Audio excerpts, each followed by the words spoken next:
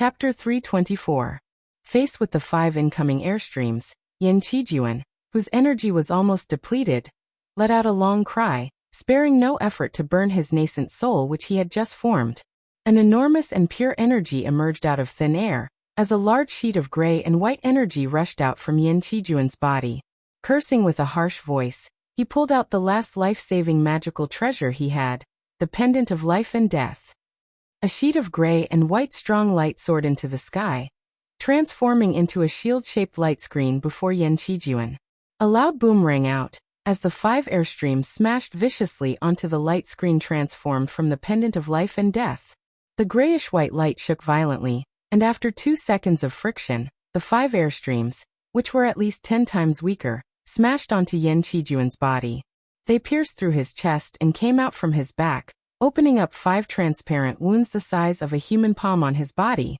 Coughing out mouthfuls of blood, Yin Qijuan's eyes went wide with blood as he roared, "Bitch! If I don't die, I'll wipe out your entire clan in the future."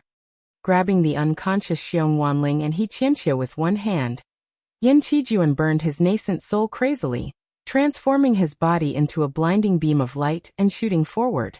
In that very moment, Yin Qijuan had actually exerted a frightening speed that was close to teleportation.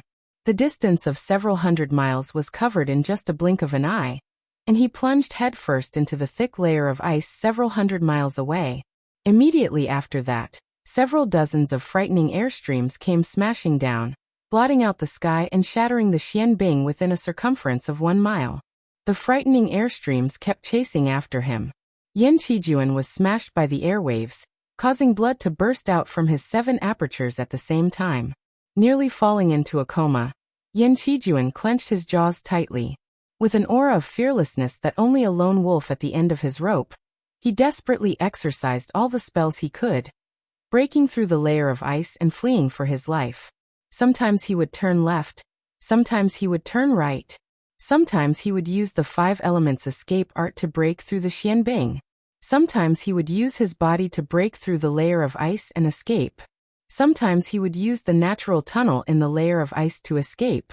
In just the time to finish a pot of tea, with his fleshly body on the verge of collapse, Yin Qijuan dragged Xiong Wanling and He Qianqiu several hundred miles away, as if by a miracle, and fell heavily into a cave eroded by seawater under the Xianbing. His nascent soul, which he had just condensed yesterday, was already on the verge of death. The true essence in his body was once again exhausted. 9 out of 10 meridians in his body were broken, and his 5 viscera and 6 bowels were broken. Even Yin Qijuan himself could feel that there were 2 huge wounds on his heart.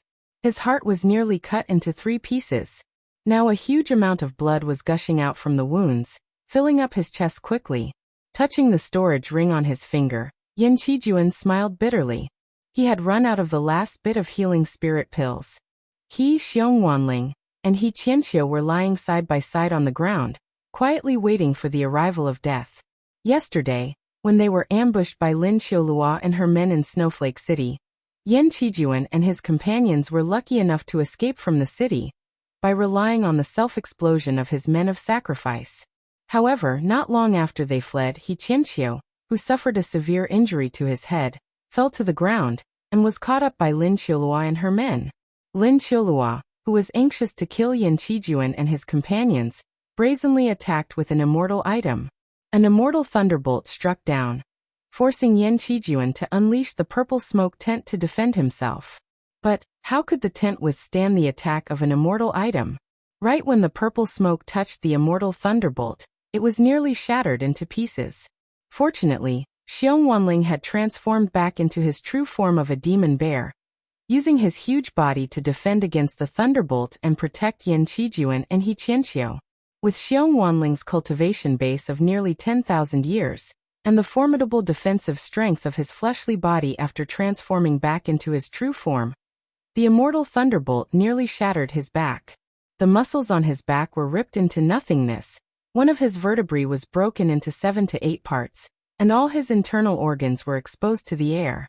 Even his nascent divinity was severely wounded by the immortal thunderbolt, nearly perishing his soul. Fortunately, he had risked his life to protect them, and had barely saved Yin Qijuan and He Qianqiu. However, both of He Qianqiu's legs were shattered by the immortal thunderbolt, and Yan Qijuan was shaken by it, nearly dying. Fortunately, Lin Qiulua had unleashed another immortal thunderbolt, and blasted a deep pit about 100 miles deep on the snowfield. Yan Qijuan, who was barely able to maintain his consciousness, grabbed Xiong Wanling and He Qianqiu, who were severely wounded and on the verge of death, and plunged into the pit. Then, he fled desperately through a cracked underground tunnel. After a few turns and turns, he was lucky enough to escape from Lin Qilua's pursuit. What was even more miraculous was that, although Yan Qijuan was severely wounded by the remaining force of the immortal thunderbolt, and his body was nearly shattered to pieces, in just 15 minutes, he had broken through the bottleneck of peak stage Jin Dan realm, which had troubled him for over 1,000 years, and formed his nascent soul. On top of that, the speed of forming his nascent soul was extremely fast, and there was no thunder tribulation. With that, he smoothly attained the cultivation base of early-stage nascent soul realm. Although his cultivation base had skyrocketed, he was still severely wounded. Although Yan Qijuan had consumed all the spirit pills he brought with him, he could barely keep Xiong Wanling and He Qianqiu alive. On top of that, this tiny thread of life force was about to vanish at any time. Yan Qijuan was forced into a desperate situation. He had no choice but to flee in the direction of Flying Snow City under the cover of the snowfield, trying to return to Myriad Immortals' planet through the Grand Universal Teleportation formation there. As a result, he was once again discovered by Lin Qiulua, who chased after him all the way, forcing him to hide in the snowfield. Never in his wildest dreams did he expect that Lin Qiulua would be so insane that she actually used the source power of her immortal item, unleashing a deadly strike that was almost equivalent to detonating the immortal item. The snowfield covering 1,000 miles in circumference was destroyed, and he was forced out from his hiding place. The life-saving purple smoke tent was completely destroyed by the heavenly thunderbolt, and he, Xiong Wanling, and He Qianqiu were badly shaken by the remaining force of the thunderbolt, and were not far from death. If not for him burning his nascent soul just now, perhaps he would not have been able to escape to this place. There was a strange phosphorescence flickering in the cave, and a faint blue glow illuminated the surroundings. Some transparent jellyfishes were swimming freely in the Xianbing, which was a few times stronger than steel. Their hazy figures looked like ghosts, and it was these jellyfishes who emitted the blue glow. Yan Qijuan stared at these jellyfishes with surprise, wondering how they could swim freely in the ice. His injuries were worsening, and the feeling of death was invading his body and soul inch by inch. Lying next to him, Xiong Wanling and He Qianqiu's breathing was getting weaker and weaker, and their bodies were getting colder. In despair, Yan Qijuan looked at those agile jellyfishes and breathed out a faint sigh. Not a loss in this life, Yan Qijuan said in a self-mocking tone. As the crown prince of Great Yan Dynasty, I've been living a luxurious life since I was born. I've never suffered any setbacks or sufferings. While the other members of the imperial clan were going through harsh trials for the sake of power and cultivation base, as the crown prince of Great Yan Dynasty, I've been living a carefree life for the past 2,000 years. I've only been enjoying my life.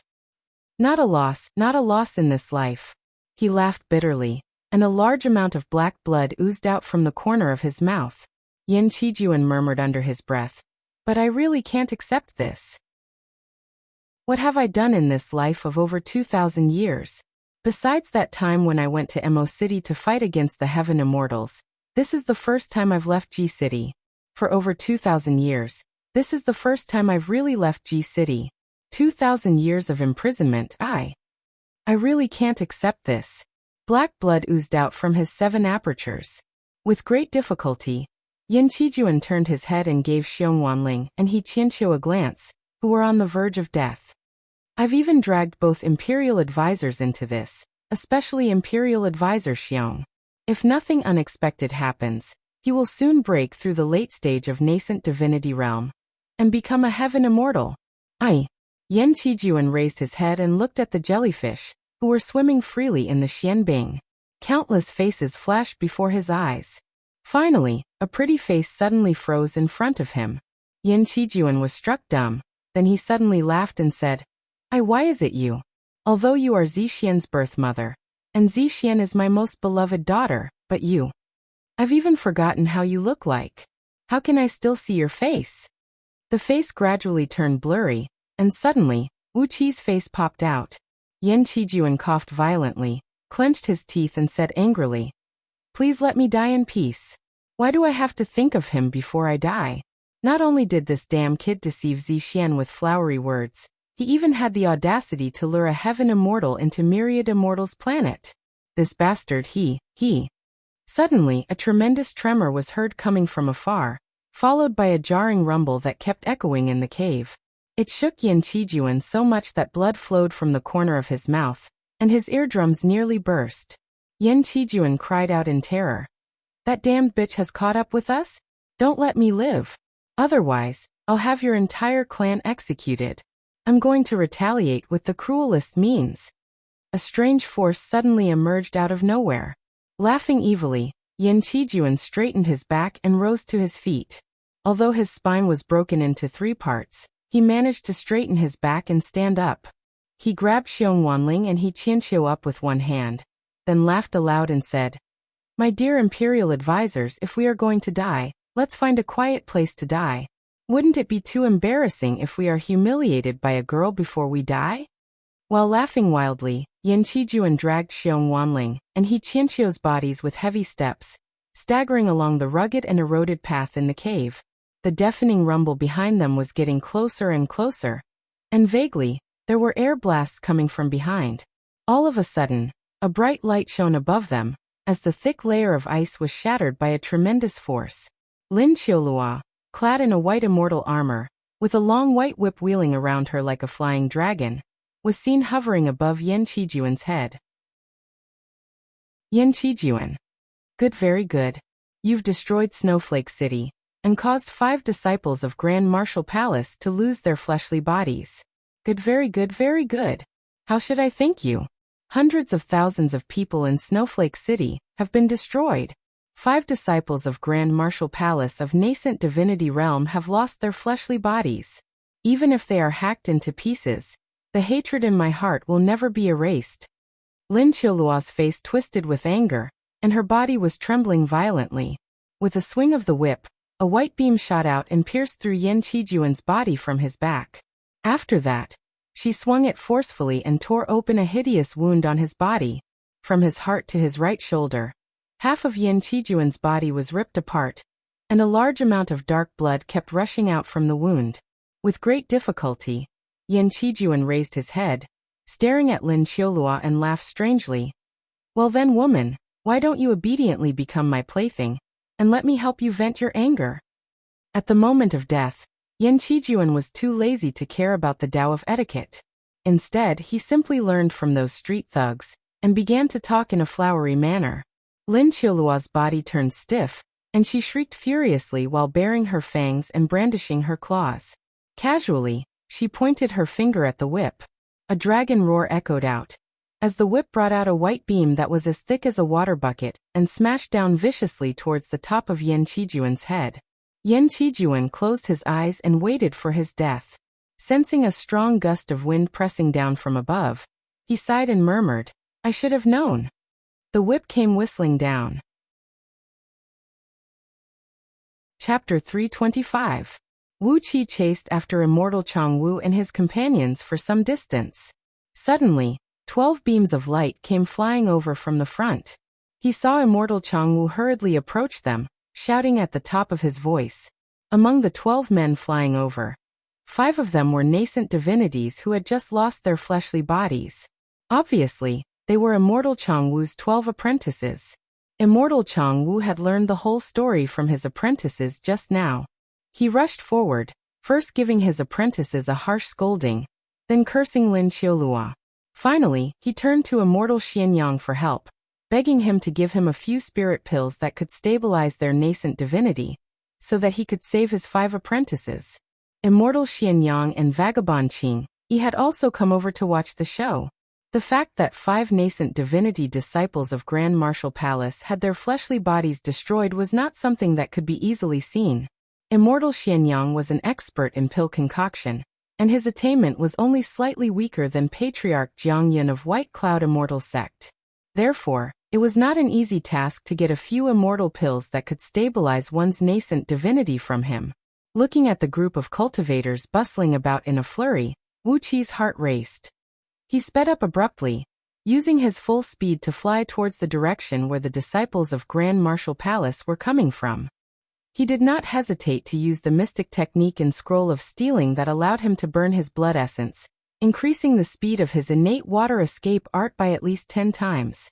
In just 15 minutes, he had arrived near the 1,000 miles wide ice field where Lin Qiulua exploded. From afar, Wuqi saw a lady clad in a white immortal armor hovering midair. She was waving her arms and legs like an evil ghost, howling and waving a long white whip and lashing down forcefully. Wuqi cried out in alarm. Immediately, 10 Jindan pills sprayed out a stream of innate nectar, which quickly fused into Wuqi's blood essence. Then he performed an incantation gesture, and in an instant, 30% of Wuqi's blood essence vanished. With a sway of his body, he turned into a beam of blood-red light. With the cultivation base of Jindan realm, he exercised the divine ability of teleportation that only nascent divinity cultivators could use. In just a blink of an eye, he arrived right below Lin Qiulua. Yan Qijuan was waiting for his death with his eyes closed. Wuqi casually waved his left hand, and a buzzing noise rang out from the innate earth element dragon scale shield as it shot out a beam of yellow light that enveloped everyone. A large sheet of golden dragon scales shot out from the shield, wheeling and dancing amidst the yellow light, forming a thick and heavy defensive line that blocked the white beam. With a loud bang, Wuqi's legs went limp, and he almost knelt on the ground. A huge shockwave came through the yellow light, and Wuqi's wrist felt numb, almost broken by the huge force. If not because he was suppressed by vagabond Qing Yi's enormous immortal pressure, which forced the blood essence of a few nascent divinity cultivators into his body, perhaps Wuqi would have been thrown to the ground by the whip. Fortunately, both his fleshly body and cultivation base had improved greatly, allowing him to barely withstand the whip lashed out by Lin Qiulua in a fit of rage. The deafening noise made Yan Qijuan open his eyes in surprise. As a result, Wuqi's ferocious face happened to come face to face with Yan Qiulua's ferocious face, as all his internal organs were shaking violently, and he coughed out a mouthful of blood. Rolling his eyes, Yan Qijuan sighed under his breath and said, "Why can I still see this young fellow's face when I'm dead? Can't you let me die a clean death?" Upon hearing Yan Qijuan's words, Wuqi, whose body was trembling violently because of the heavy force of the whip, nearly flew into a rage. "What bullshit are you talking about? When I heard the news, I risked my life to come here and save you. What the fuck is wrong with that? If you want to die a clean death, I'll let you die a clean death right now, without leaving even a single hair behind." Yan Qijuan shuddered, then suddenly woke up. With a great surprise, he stared at Wuqi and cried out, "Wuqi, my good boy, why are you here? Are you the reinforcement sent by my father?" Wuqi sneered. With a shake of his left wrist, at least 10,000 golden beams shaped like dragon scales shot out amidst deep, muffled whistling noises, thrusting towards Lin Qiulua. Countless golden specks smashed onto Lin Qiulua's immortal armor at top speed, causing her body to tremble violently like a fallen leaf in a storm. Unable to keep her balance, she was pushed several tens of miles up into the sky by the golden specks. Fiercely glaring at Yan Qijuan, Wuqi clenched his jaws and said, "All the grand universal teleportation formations in Shuiyuan planet have been shut down. When their reinforcement arrives, your bones will be fed to the dogs. Damn it, you bitch." Lin Qiulua was caught unprepared by the sudden appearance of Wuqi. Not even in her wildest dream did she expect that someone would come to save Yan Qijuan at this moment. What was even more unbelievable to her was the fearsome power of Wuqi's earth element dragon scale shield. Each of the golden beams weighed nearly 50,000 kilograms, and they were as sharp as blades. On top of that, they flew as fast as lightning, and the force of impact was simply unimaginable. Although Lin Qiulua was clad in an immortal armor, she was still struck by countless golden beams and felt a severe pain all over her body. The fierce aura unique to dragon scales pierced through the protection of the immortal armor, leaving behind tiny bloody marks on her delicate body. The immortal armor had protected Lin Qiulua's body from being ripped to shreds by the golden beams. However, the continuous impact from nearly 10,000 dragon scales, each weighing 100,000 kilograms, had made Lin Qiulua lose her balance, and she was knocked flying several tens of miles up into the sky. Lin Qiulua shrieked. She felt her head spinning because of the tremendous shock and impact, and her internal organs were tossing and turning. With great effort, she swallowed an immortal pill to restore her energy, then quickly channeled all the energy into the immortal armor. A loud rumble echoed out, as a blinding ring of white light burst out from the immortal armor. Several dozens of palm-sized immortal runes rushed out from the armor, wheeling and wheeling rapidly around her body. The air around her quickly gathered on the surface of her body, and very soon, it was compressed into a layer of green energy, about 1 foot thick. Every time the golden beams hit the green energy, they could only sink a few inches into it, before they were knocked away by a tremendous counterforce. She lowered her head to look at Wuxia and the others, laughed hideously, then swallowed 2 spirit pills to replenish her energy. After that, she bit the tip of her tongue and spat out a mouthful of her prime blood essence onto the white whip that was knocked back by the earth element dragon scale shield. Nourished by Lin Qiulua's prime blood essence, the white whip suddenly burst out with a tremendous ferocious power. In the blink of an eye, the whip expanded several hundred times, transforming into a huge soft whip that measured about 10 feet in diameter and tens of miles long. With a mighty swing, it smashed down from the sky. Wu Qi threw his head back and cursed furiously at Lin Qiulua. Then, with a twitch of his finger, the black dragon spirit ring automatically shot out several tens of life-saving immortal pills into the mouths of Yan Qijuan, Xiongwanling, and He Qianqiu. With a sway of their bodies, a large amount of immortal energy rushed out from their bodies, wrapping them up like 3 silkworms. The tens of thousands of golden dragon scales shot back, transforming into a thick layer of defensive golden light that tightly wrapped around Wu Qi and his companions. Wu Qi exercised the earth element dragon scale shield with his mind. The dense layer of golden dragon scales wrapped around the 4 of them and began to spin at high speed. Like a drill, it brought them into the ground at an incredible speed. Amidst a series of buzzing noises, the 4 of them plunged several tens of miles deep into the ice layer. Then, with a sudden slanting movement, Wu Qi exerted all his strength to bring them several tens of miles away. A loud boom rang out almost right next to their ears, as Wu Qi and his companions howled miserably at the same time, blood spraying out from their mouths. Lin Qiulua lashed out with the whip, shattering the layer of Xianbing within 100 miles of circumference. Countless tiny ice crystals shot up into the sky, while the misty sunlight sprinkled down. At the same time, thousands of crooked rainbows of various sizes appeared in the sky above the snowfield, illuminating the entire snowfield with their colorful light. It was a magnificent and magical sight. Lin Qiulua had unleashed a powerful strike without hesitation. The tremendous shockwave knocked Wu Qi and his companions flying away. The white whip knocked away the numerous golden dragon scales on the earth element dragon scale shield. After flying for several tens of miles, they shot back at high speed, wheeling around Wu Qi's body. Wu Qi gave a long and sonorous cry and exercised the mystic eyes of universe. A wisp of purple and green divine flame of order shot out from his eyes like a raging flame. Not only could the mystic eyes of universe see through all the restrictive spells in the universe, it could also allow the user to search through the 9 underworlds, and also unleash all sorts of powerful offensive techniques. The divine flame of order shot out from his eyes and transformed into 2 tiny flying swords of purple and green colors, shooting towards Lin Qiulua in just a blink of an eye. The white whip brought up a strong gust of wind and pushed Wu Qi and his companions nearly 100 miles away. With great effort, Wu Qi managed to stabilize his body. Then he heard a miserable howl. In the distance, Lin Qiulua, who was surrounded by the green energy and white immortal light, had her entire body set ablaze with a purple and green flame. Howling and howling, she plunged down from the sky.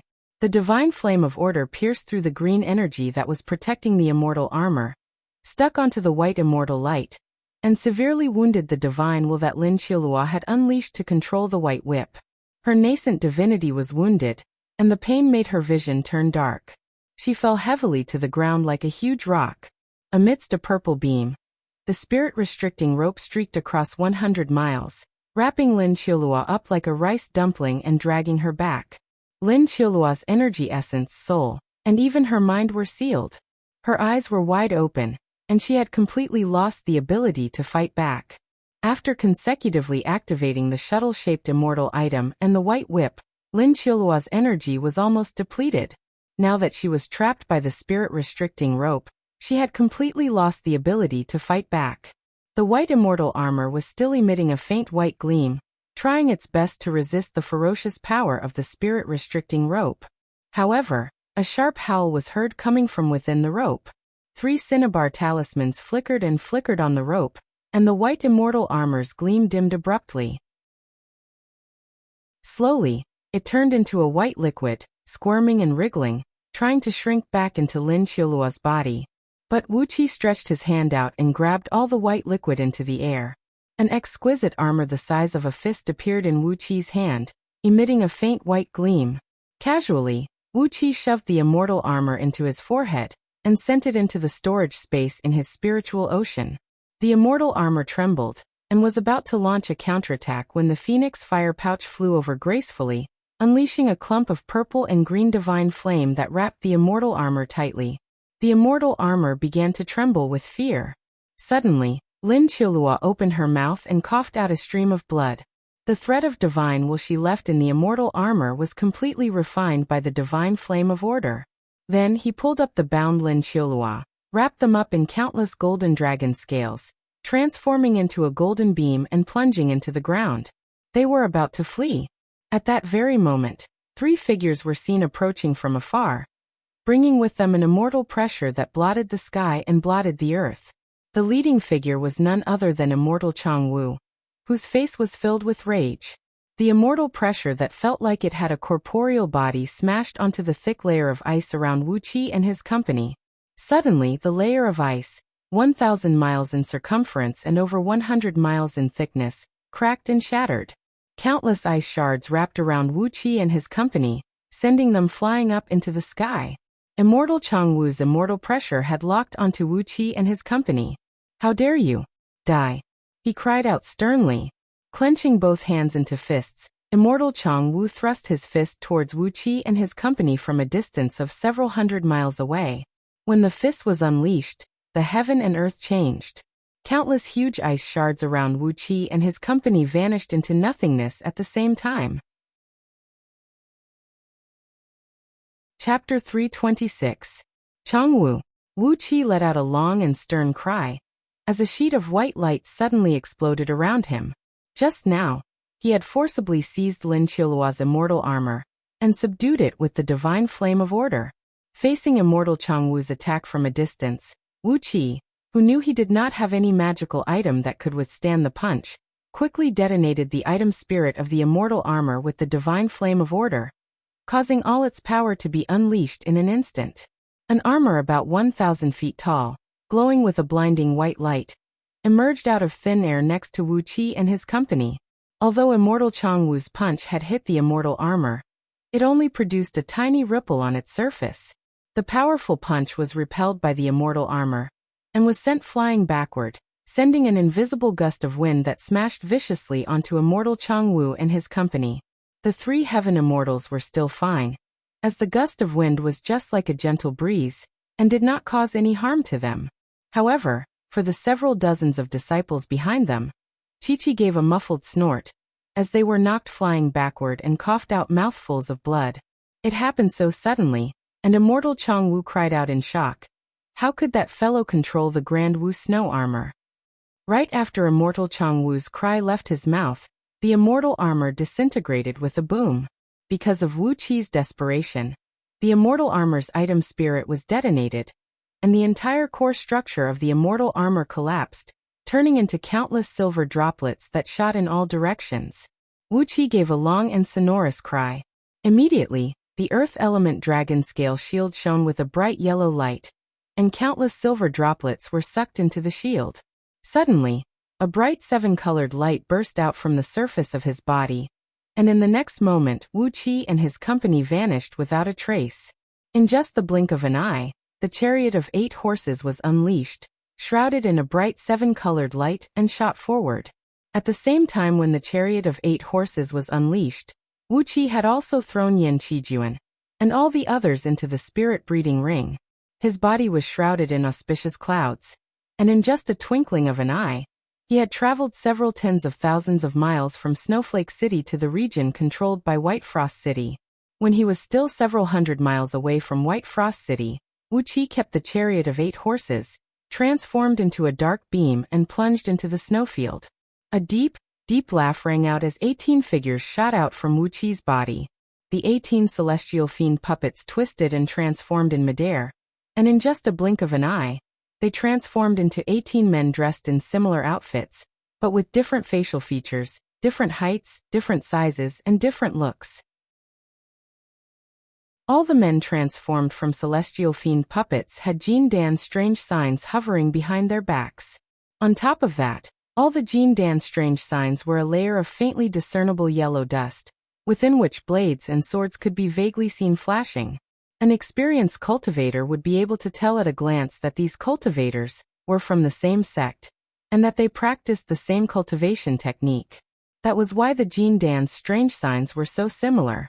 However, the magical arts and divine abilities they were proficient in were different, which was why the Jin Dan's omen had changed slightly. Originally, although these celestial fiend puppets had the cultivation base of Jin Dan realm, they would not show any Jin Dan's strange signs. When Wuqi was refining them, he had given each of them a tiny bit of innate earth element essence, which was why these celestial fiend puppets carried a tiny bit of innate earth element energy. Therefore, they were able to simulate the Jin Dan's strange signs. When they were still about 1,000 feet from the ground, Wuqi tore his clothes and grabbed at the snowfield. Immediately, a snow bear flew up with a loud roar. The sword of Greedy Wolf chopped off the snow bear's head, causing a large amount of blood to spray and splash onto Wuqi and the company. A few celestial fiend puppets snorted coldly. Their bodies tilted to one side and their necks twisted. Their clothes were torn apart, and their limbs fell off abruptly, scattering all over the ground. The other few celestial fiend puppets also casually cut their own bodies, opening up deep wounds on their bodies. At first glance, they looked exactly like the wounds left by the claws of beasts. They waved their hands casually, holding various weapons in their hands. After that, they transformed into beams of light that wheeled and wheeled rapidly around their bodies. A large amount of bear's blood splashed onto their bodies, making them look extremely ferocious. At the place where Wuqi and his company landed, apart from the unfortunate snow bear, several thousand feet away from them, there was also a Shuehou, who had a big belly and was lying lazily on the snowfield, basking in the sun. The venomous bug looked like an inchworm, as thick as a water bucket, and about 70 to 80 feet long. The segments of its body were very distinct, and there were 7 to 8 pairs of sharp appendages on its hard, snow-white shell. As soon as Wuqi landed on the ground with his body covered in blood, he immediately unleashed a sword beam. The sword beam transformed from the unity of sword beam script was powerful enough to pierce through metal and stone, so it smashed onto the Shuemu's body from several thousand feet away. It made the bug squeak miserably, as a piece of the white shell on its abdomen was shattered. The ferocious Shuemu howled and charged towards Wuqi. A demon bug like the Shuemu was born with the cultivation base of peak stage Xiantian realm, and would form its demon core when it matured. However, because of its poor innate talent, it would not gain sentience after forming its demon core, and could only remain as a demon beast, unable to become a demon immortal. The Shuemu in front of them was an adult Shuemu, possessing the cultivation base of peak stage Jindan realm. However, it did not have any sentience, and only knew how to fight with its innate talent. It leaped before Wuqi, opened its mouth, and sprayed out a clump of pale blue cold air that came with a faint fragrance. After that, it used its 7 to 8 pairs of sharp appendages to scratch and hack at Wuqi and his company. A few celestial fiend puppets howled miserably as they were injured by the appendages, retreating with their bodies covered in blood. A large sheet of snowy mist came rushing over from behind. As immortal Changwu, vagabond Qingyi, and immortal Xianyang, the 3 heaven immortals, sent out their powerful divine wills that seemed to have taken a corporeal form. As their divine wills swept across the snowfield, a large sheet of Xianbing disintegrated. Numerous snowflakes soared into the sky, turning into a thick sheet of snowy mist that blanketed the land 10,000 miles in circumference. Gusts of wind whistled and whistled amidst the snowfield, generated by the divine wills of the three heaven immortals. The razor-sharp gale swept across the snowfield, and large chunks of ice were cut open, leaving deep marks on them. Like an iron fence, the formidable divine wills plowed through the snowfield inch by inch, not leaving any suspicious spots unchecked. Under the search of the divine wills, some snow caves that went several tens of miles deep into the ground, which could fit a man, were rolled up by an invisible force. The thick xianbing was torn to pieces, while some snow beasts hiding in the caves were ripped to shreds by the divine wills. In just a blink of an eye, the divine wills had swept across Wuxia and his company. Wuxia had retracted all his aura, revealing only the cultivation base of middle-grade Jindan realm. Riding on a shabby upper-grade magical flying sword, which he looted from an unknown dead man, he transformed into a pale green beam and fought against Xuemu. A cold breeze sprayed out of Xuemu's mouth. Immediately, large patches of white frost emerged on the less than 6 feet long green beam, and the flying sword was frozen to the point of producing cracking noises. A few celestial fiend puppets, their bodies covered in blood, had their eyes flickering with a faint fiend gleam as they cried out at the top of their lungs, "Junior brother, be careful." Then they too unleashed a few grayish-white sword beams and charged forward, hacking and slashing at Xuemu. However, the power of these sword beams was limited, as they could only leave behind a few shallow white marks on Xuemu's carapace, and some tiny pieces of the carapace could be seen falling off. 3 powerful divine wills circled around Wuxia and his company, and did not even bother to give them a careful examination. Instead, they sped away into the distance, leaving behind a vast snowy mist and gusts of wind. Not far behind them, Immortal Changwu and his company were seen approaching menacingly. They did not even give Wuxia and his company a look, and just kept chasing after them. Just now, when Wuxia fled, there were 4 men, Lin Qiulua, and 1 woman. But now Wuxia and his company consisted of 19 men, all of whom possessed the cultivation base of Jindan. Most of them were severely wounded, and a few of them even had their limbs broken. Wuxia had perfectly acted out the ending of a team of cultivators who overestimated their own strength and provoked a formidable demon beast. For the 3 heaven immortals, as well as their disciples, a tiny ant like Wuxia was nothing in their eyes. The snowy mist rolled and rolled, while the gusts of wind lifted Wuxia and his company up into the air, knocking them down forcefully to the ground. Although Xuemu was ferocious and barbaric, it knew the principle of seeking fortune and avoiding calamity. When the 3 heaven immortals charged past it with a murderous aura, it let out a shrill cry, cradled its huge head with its long limbs, and lay flat on the ground, not daring to move at all. A few sword beams smashed viciously on its body, but they only broke its shell, and did not cause any actual harm to it. Immortal Changwu and his company continued their pursuit for several hundred miles, and they saw a large group of cultivators flying up from the sky above White Frost City and approaching them. After a brief and hurried conversation, the 3 heaven immortals quickly brought their disciples and flew towards Wuxia and his company. Immortal Changwu and the other 2 heaven immortals stepped on clouds from afar, hovering several tens of miles away in the sky. Led by a peak-stage nascent divinity cultivator, a group of several dozen earth immortals of nascent soul realm came charging towards Wuxia and his company. Right when Xuemu rose to its feet from the snowy ground, the peak-stage nascent divinity cultivator had already arrived next to it, giving its head a heavy kick and crushing it to pieces. With a strong desire to kill, the cultivator, who was clad in a red Taoist robe and dressed like immortal Xianyang, came before Wuxia, spitting saliva as he roared at Wuxia. "Junior, where did the colorful light go?" Without holding back, the peak-stage nascent divinity cultivator thrust all his divine will towards Wuxia, focusing all his attention on intimidating Wuxia with violence, forcing him to tell the truth. Immortal Changwu and his company stood at a distance, watching coldly as the nascent divinity cultivator forced Wuxia to confess. As a mighty heaven immortal, it was impossible for him to condescend to ask Wuxia for information. The appearance of a peak-stage nascent divinity cultivator was more than enough to deter any cultivator living in Shui Yuan planet. Wu Qi stared blankly at the peak stage nascent divinity cultivator in front of him, as if he was really petrified by the man. His body was shivering violently, and his mouth was letting out some stuttering noises. The peak stage nascent divinity cultivator sneered complacently. Casually, he pulled out an upper-grade magical item flying sword and said, "Tell me, have you seen that colorful light? If you tell us where it went, you will be rewarded." The chariot of 8 horses was moving too fast, inhumanly fast. Even though Immortal Chang Wu and his company of 3 heaven immortals were thrown into a great confusion by Wu Qi, by the time they joined hands and fused their divine will into one, they could not find even a shadow of Wu Qi along the way. Therefore, they could only ask for information from the teams of hunters that passed by along the way.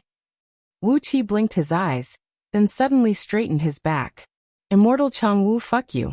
Ha ha ha, I'm going to kill every single one of your clan on Shui Yuan planet." Laughing wildly, the spirit-restricting rope transformed into a purple beam and shot up into the sky, tightly binding the peak stage nascent divinity cultivator in front of him. The sword of greedy wolf gave a shrill cry, as 14 pitch-black wolf heads shot out together with a blinding black beam. From afar, Immortal Xianyang let out a furious cry, then waved his hand and shot a flame towards Wu Qi. As soon as the flame was unleashed, the tens of miles wide snowfield underneath Immortal Xianyang's feet suddenly melted into a pool of hot water. Although the flame was still several tens of miles away from Wu Qi, the high temperature was already approaching him. Suddenly, Wu Qi's hair was set ablaze. Chapter 327. How dare you, Junior? Immortal Xianyang's loud cry shook the heaven and earth. Wu Qi grinned coldly. These cultivators in front of him were tightly bound by the spirit-restricting rope. Not to mention the peak stage nascent divinity cultivator. Even the bones of the few nascent soul cultivators were shredded by the rope. The sword of greedy wolf whistled through the air and pierced through the bodies of these cultivators, bringing forth a large sheet of blood. All the cultivators' blood essence was devoured by the sword of greedy wolf. After that, Wu Qi gave a long cry, spun and left without hesitation. "You 3 old fools, just you wait and see. I'll slowly kill every single one of you." Wu Qi's loud laughter shook the entire snowfield, making it tremble slightly. While laughing, Wu Qi patted his head and body, extinguishing the flame on Immortal Xianyang's hair and clothes. At the same time, all 18 celestial fiend puppets transformed into faint shadows and fused into Wu Qi's body. A large sheet of rainbow light enveloped Wu Qi's body and sped off into the distance, vanishing without a trace in just a blink of an eye. The raging flame unleashed by Immortal Xianyang smashed heavily onto the ground, burning the snowfield 100 miles in circumference into gases in an instant. Underneath the thick layer of Xianbing, a vast amount of seawater evaporated in an instant, revealing a huge hole with a diameter of nearly 1,000 miles. Once again, Wu Qi unleashed the chariot of 8 horses and made his escape. Even with the eyesight of Immortal Chang Wu and his company, they could not see clearly what magical treasure Wu Qi was using. They could only see a large sheet of rainbow cloud, and a large sheet of auspicious light and auspicious mist. Apart from that, they could not see anything. In short, Wu Qi was using an incredible treasure.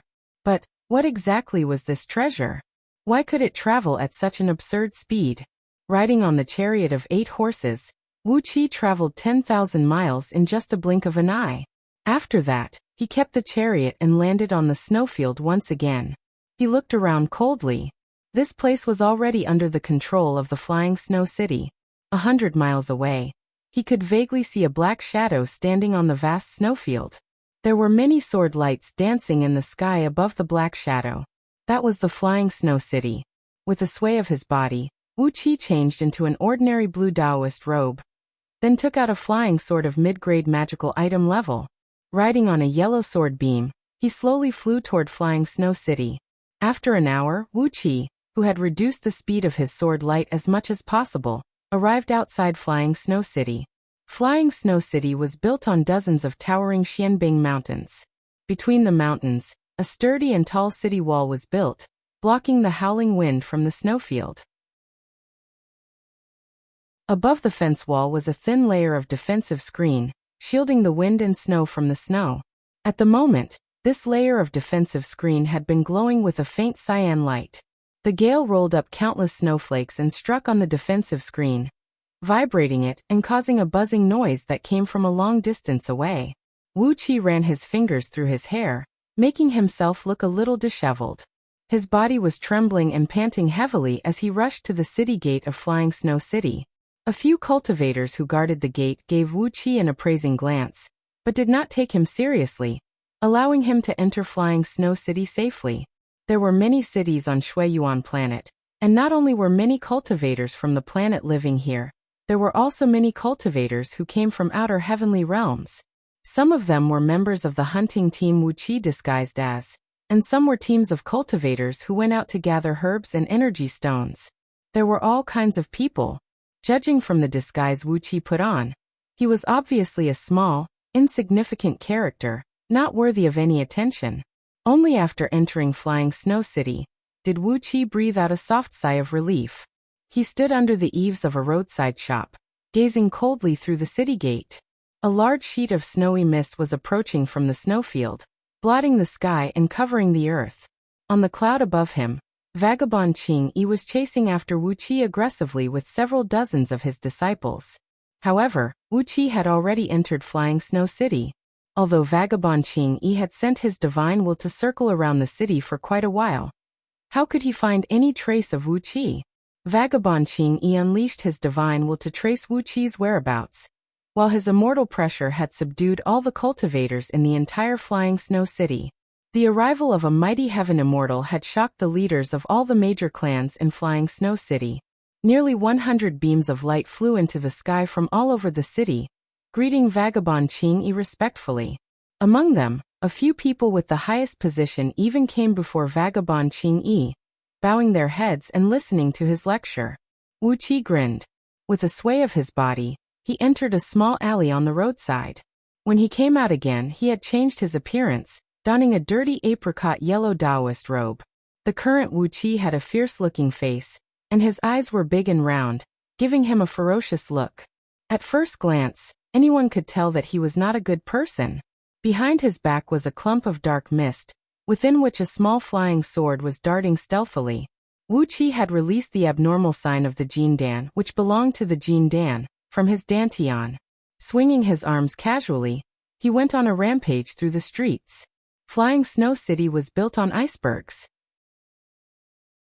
Inside the city, there were several tens of icebergs that towered into the clouds, shaped like swords.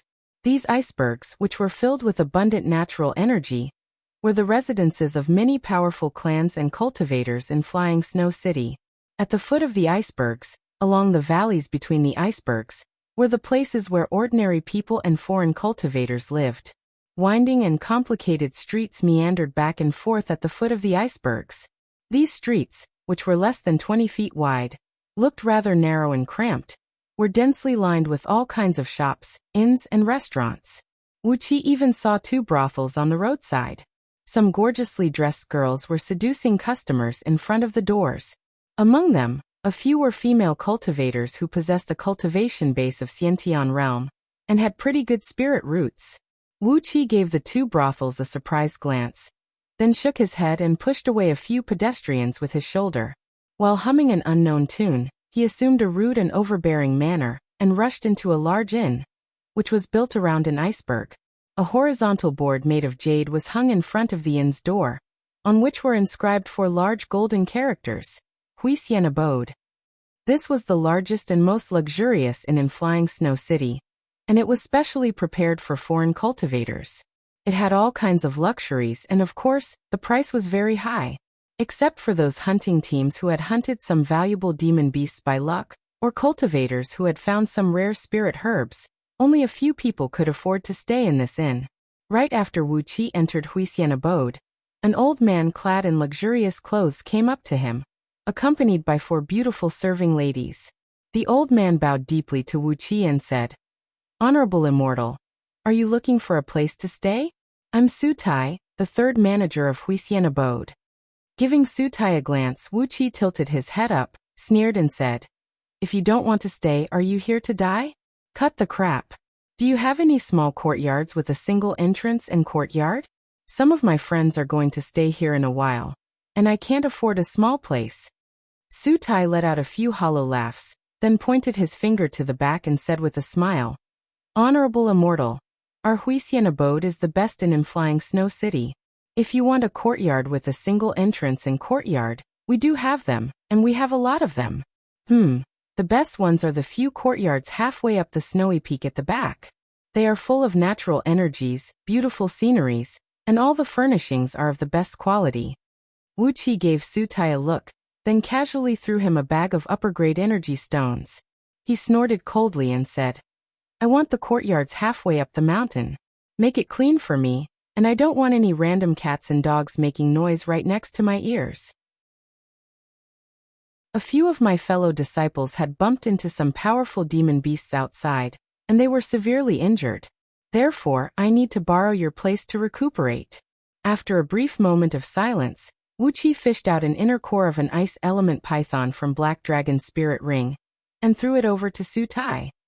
Find a reputable merchant, and auction this inner core of a peak-stage nascent soul demon python. You only need upper-grade energy stones, and nothing else. The inner core of the python was a prey that Ing Zhang and his men hunted in Ming Mountains. Since it was kept in Black Dragon's spirit ring by Ing Zhang, it was naturally the best of the best. The inner core contained a very strong ice element essence. The fist-sized inner core was glinting brightly, emitting a cold gleam that reached a distance of 1 foot. The white gleam was so blinding that it made one's eyes hurt. There was also a large sheet of misty water vapor wrapping around the inner core, making it look even more extraordinary. Holding the inner core firmly with both hands, Su Tai sensed the pure and enormous ice element energy essence coming from it. His eyes shone brightly. He could tell that Wuqi was a nouveau riche who had successfully hunted a powerful demon beast. A customer like this must be served well. Just this inner core of a peak-stage nascent soul snow python was worth more than 100,000 upper-grade energy stones. The cultivators of Shui Yuan planet were proficient in cultivating various ice element and water element cultivation techniques. An inner core of an ice demon beast of excellent quality like this would bring great benefits to the cultivator's cultivation base. Not to mention finding a reliable merchant to auction it. Even the clan behind Huisian abode would pay a hefty price to purchase it. Su Tai bowed deeply and respectfully to Wuqi, smiled and said, Don't worry, the price will definitely satisfy you, Senior Immortal. Su Tai did not mention anything about finding a merchant to auction it. In any case, as long as he could provide Wuqi with sufficient upper-grade energy stones, it did not matter who he sold it to.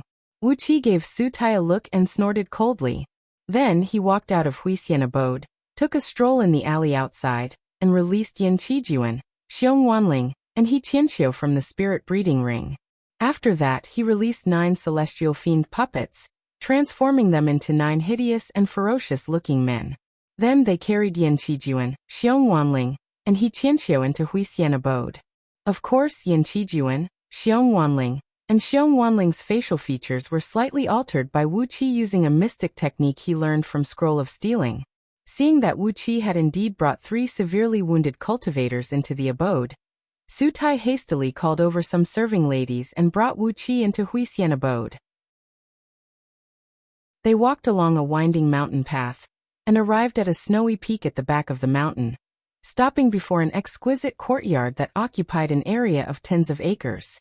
Nodding and bowing, Su Tai explained to Wuqi, Senior Immortal, this snowcloud courtyard is the best courtyard in Huisian abode. There are 2 small energy veins in the courtyard, and it is filled with abundant natural energy. No matter if it is for cultivation or healing, it is a good place. Su Tai gave Yan Qijuan and the other 2 unconscious men a glance, then bowed deeply and said, Huisian abode has a friendly relationship with the largest pill workshop in Flying Snow City. Senior Immortal, do you need some healing spirit pills for your senior and junior brothers? Wuqi shook his head and said coolly, Don't bother, we have our own healing spirit pills. Just keep a close watch on the door, and don't let anyone disturb us. Glaring at Su Tai, Wuqi brought his men, and walked into Snowcloud Courtyard. Suddenly, voices of several dozens of people rang out from the sky above Flying Snow City. Impose a curfew on the entire city, and carefully interrogate all the foreign cultivators. Chapter 328. Obviously, Vagabond Qing Yi had reached an agreement with the leaders of the local clans in Flying Snow City. Right after Wu Qi settled Yan Qijuan and his two companions in the best room in Snowcloud Courtyard, a group of cultivators with an air of arrogance that seemed to be unparalleled in the world broke into Snowcloud Courtyard. There were 4 Jindan cultivators and 12 Xiantian cultivators. However, the leader of the group was a peak-stage Hotian cultivator, who looked to be about the same age as Wu Qi, about 17 or 18 years old. He was born with a handsome face and had a rather romantic temperament. However, his face was pale, and his eyes were dark and bloodshot. Obviously, his vitality had been damaged by excessive wine and women. Vaguely, Wu Qi could feel that the energies in this man's body were fluctuating and messy. Unless he spent a lot of resources and used some spirit pills to strengthen his foundation, it would be impossible for him to break through the Xiantian realm. Su Tai was carefully serving the young man. When he saw Wu Qi walk out from the main room, he quickly came up to him and said, "Senior Immortal, this is Su Yi, the 9th young master of Su Clan. You've heard it just now. A senior heaven immortal has given the order to interrogate all the people who come and go in Flying Snow City." Before Su Tai could finish his words, Su Yi had already waved his arm and shouted, "Enough! Why are you talking so much nonsense?" Striding before Wu Qi, Su Yi gave Wu Qi a disdainful glance, then cried out sternly, "What is your name? Where did you come to Shuiyuan planet? How long have you been here? What do you do? You look like a bandit to me. You are not a good guy. Somebody capture this guy alive, throw him into the prison, and interrogate him." 4 Jindan human immortals tilted their heads up and stared coldly at Wu Qi, slowly approaching him step by step. One of them said coldly, "Junior, don't resist, or you'll have to suffer." Wu Qi shook his head and did not say a word. There were so many arrogant and ignorant people under the heaven. It was not worth it to be angry with them. Then he heard Su Ye's sinister laugh and said, "That snow python inner core just now belongs to you, you thief? No, I think that inner core must be stolen goods. I heard that a few days ago, the Mu clan's storehouse was robbed and a snow python's inner core was lost. Su Tai, is there such a thing? The inner core that you took out just now, was it the one that the Mu family lost? The Su family and the Mu family have been on good terms for generations. Now that they have been robbed, our Su family has the obligation to help them recover the stolen goods." Su Tai opened his mouth and his face turned red. He didn't dare to make a sound. He looked at Wu Qi and lowered his head again. Wu Qi couldn't help but feel sick in his heart. What's wrong with these cultivator clans? Feng clan and Yu clan of Dark Radiance planet were like that, and now Su clan of Shuiyuan planet was also like that. Aren't their eyes a little too shallow? Can't they see anything good? And why were they all so despicable? How could they be so skilled in framing others and making others a scapegoat? Coldly staring at Su Yi, who was wearing an arrogant expression, Wu Qi quietly fished out a black medallion from under his sleeve. It was forged using 10,000 years old dark iron from the bottom of the ocean, shaped like a ghost or skeleton, and had 3 sharp horns growing out of its forehead. The medallion was shrouded in dark smoke, and faint miserable howls kept coming out from it. Right after he took out the medallion, the surrounding temperature suddenly dropped. Su Yi, and Chi-Chi shuddered, and they were forced to take a few steps back by the threatening ghost aura and evil force emanating from the medallion. Grinning coldly, Wu Qi said in a ferocious voice, "I'm really a bandit. Of course, I have the aura of a bandit. Little Su, is that inner core really the one that was stolen from the Mu clan? Are you going to throw me into the prison and interrogate me with torture? Hehe, do you know who I am? Do you know me? Do you know me? What's written on this medallion? Fuck you." Wu Qi thrust his leg out and gave Su Yi a powerful kick on his lower abdomen, who had his eyes wide open and his face turning green. The kick made him scream miserably as he was sent flying 80 feet away. Wu Qi had exerted all his strength in the kick. With just a flick, the kick shattered a clump of innate energy in Su Ye's dantian, opening up a crack in his dantian. At least 70% of his cultivation base was destroyed. Wu Qi snapped sternly, "You Su clan of Flying Snow City are really something. How dare you provoke us, the Iron Ghost soul-seizing sect?" The medallion was found among the belongings of White Ghost Immortal and Ghost Lady after they fell on Myriad Immortal's planet 3 years ago. It represented the identity of a core disciple of the Iron Ghost soul-seizing sect. Apart from being used to prove one's identity, the medallion had no other function. Therefore, Wuxia could easily get his hands on it. Iron Ghost soul-seizing sect was one of the strongest sects among the 7 evil immortal sects in Liyuan Galaxy. Its founding ancestral masters, White Ghost Immortal and Ghost Lady, possessed a profound cultivation base and bizarre divine abilities. On top of that, they were cruel and merciless, seeking revenge for the smallest grievance. Apart from a few powers, no one in Liyuan Galaxy dared to offend them. Even the strongest cultivator in Shuiyuan planet was merely a nascent divinity cultivator. As one of the 5 major clans in Flying Snow City, the current clan leader of Su clan had just broken through the nascent divinity realm. Compared to an evil sect like Iron Ghost soul-seizing sect, they were nothing. Although White Ghost Immortal and Ghost Lady had fallen, no outsider knew about it. Neither White Cloud Immortal sect nor Tranquil Vimla sect were stupid enough to spread this news everywhere. Therefore, in the eyes of everyone in Liyuan Galaxy, Iron Ghost soul-seizing sect was still the strongest immortal sect among the evil sects, and White Ghost Immortal and Ghost Lady were still the leaders of the evil sects that no one dared to offend. When Wuxia showed the medallion, Su Yi and Su Tai were struck dumb, and all the cultivators of Su clan standing nearby were struck dumb as well. The 4 human immortals of Jin Dan sect, who were arrogantly shouting at Wuxia just a moment ago, bowed their heads while trembling, and cautiously retreated to a far distance. After all, Su clan did not have any heaven immortal backing them. If they offended a disciple of Iron Ghost soul-seizing sect, with White Ghost Immortal and Ghost Lady's temperament, it would not take them more than 3 months to completely wipe out Su clan. When he thought of the dreadful situation, Su Tai's teeth chattered and produced a loud and clear noise. He stared blankly at the medallion in Wuqi's palm, then suddenly dropped to his knees and cried out, "Senior Immortal, please understand.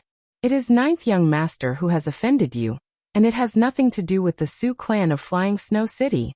Su Yi, who was lying on the ground, clutching his lower abdomen and twitching violently, had his face turned deathly pale.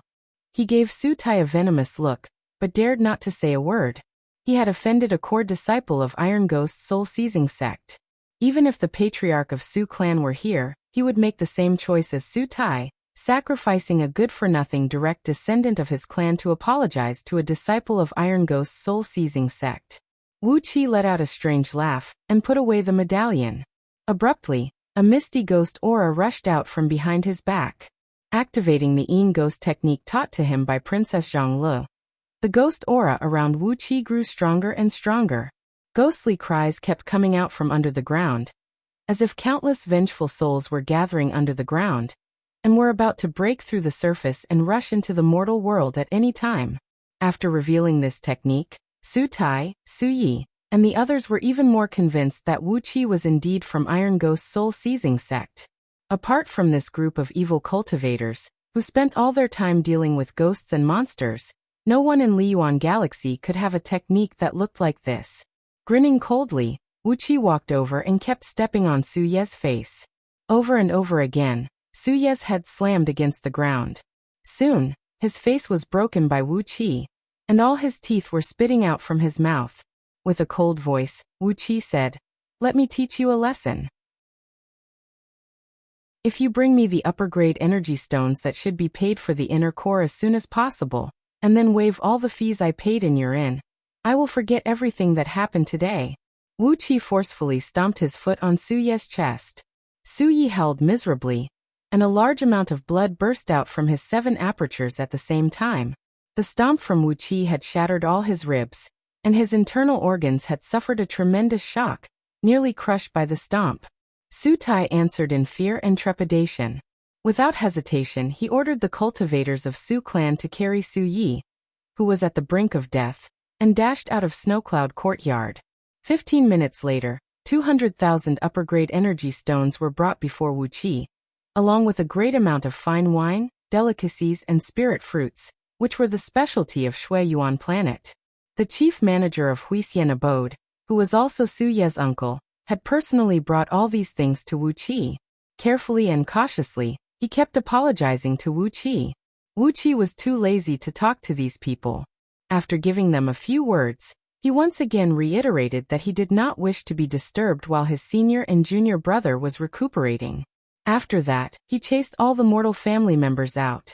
Just as Wuxia expected, Snowcloud Courtyard became extremely quiet in an instant. Su clan, who were badly frightened by the reputation of Iron Ghost soul-seizing sect, had carefully kept the secret that Wuxia was recuperating in Snowcloud Courtyard, and did not mention a word about it to Vagabond Qingyi.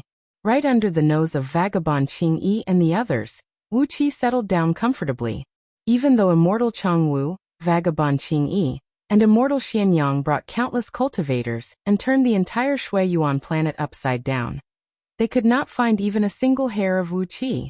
However, the 4 grand universal teleportation formations that connected Shui Yuan planet to the outside world had been completely shut down, and immortal Changwu and the other 2 heaven immortals had long locked down the entire planet with a mystic technique. As a result, anyone who used a planetary ship to enter or leave the planet would be discovered immediately. Therefore, they firmly believed that Wuxia and his company were still hiding on Shui Yuan planet. However, no matter how hard they searched, they just could not find where Wuxia and his company were hiding.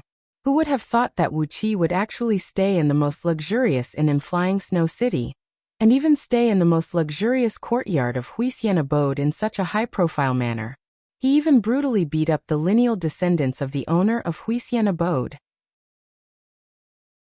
2 days later, as Wuxia kept injecting energies into Yan Qijuan, Xiong Wanling and He Qianqiu, and fed them immortal pills that could replenish their blood essence and divine energy, Yan Qijuan, who suffered the lightest injury, finally woke up.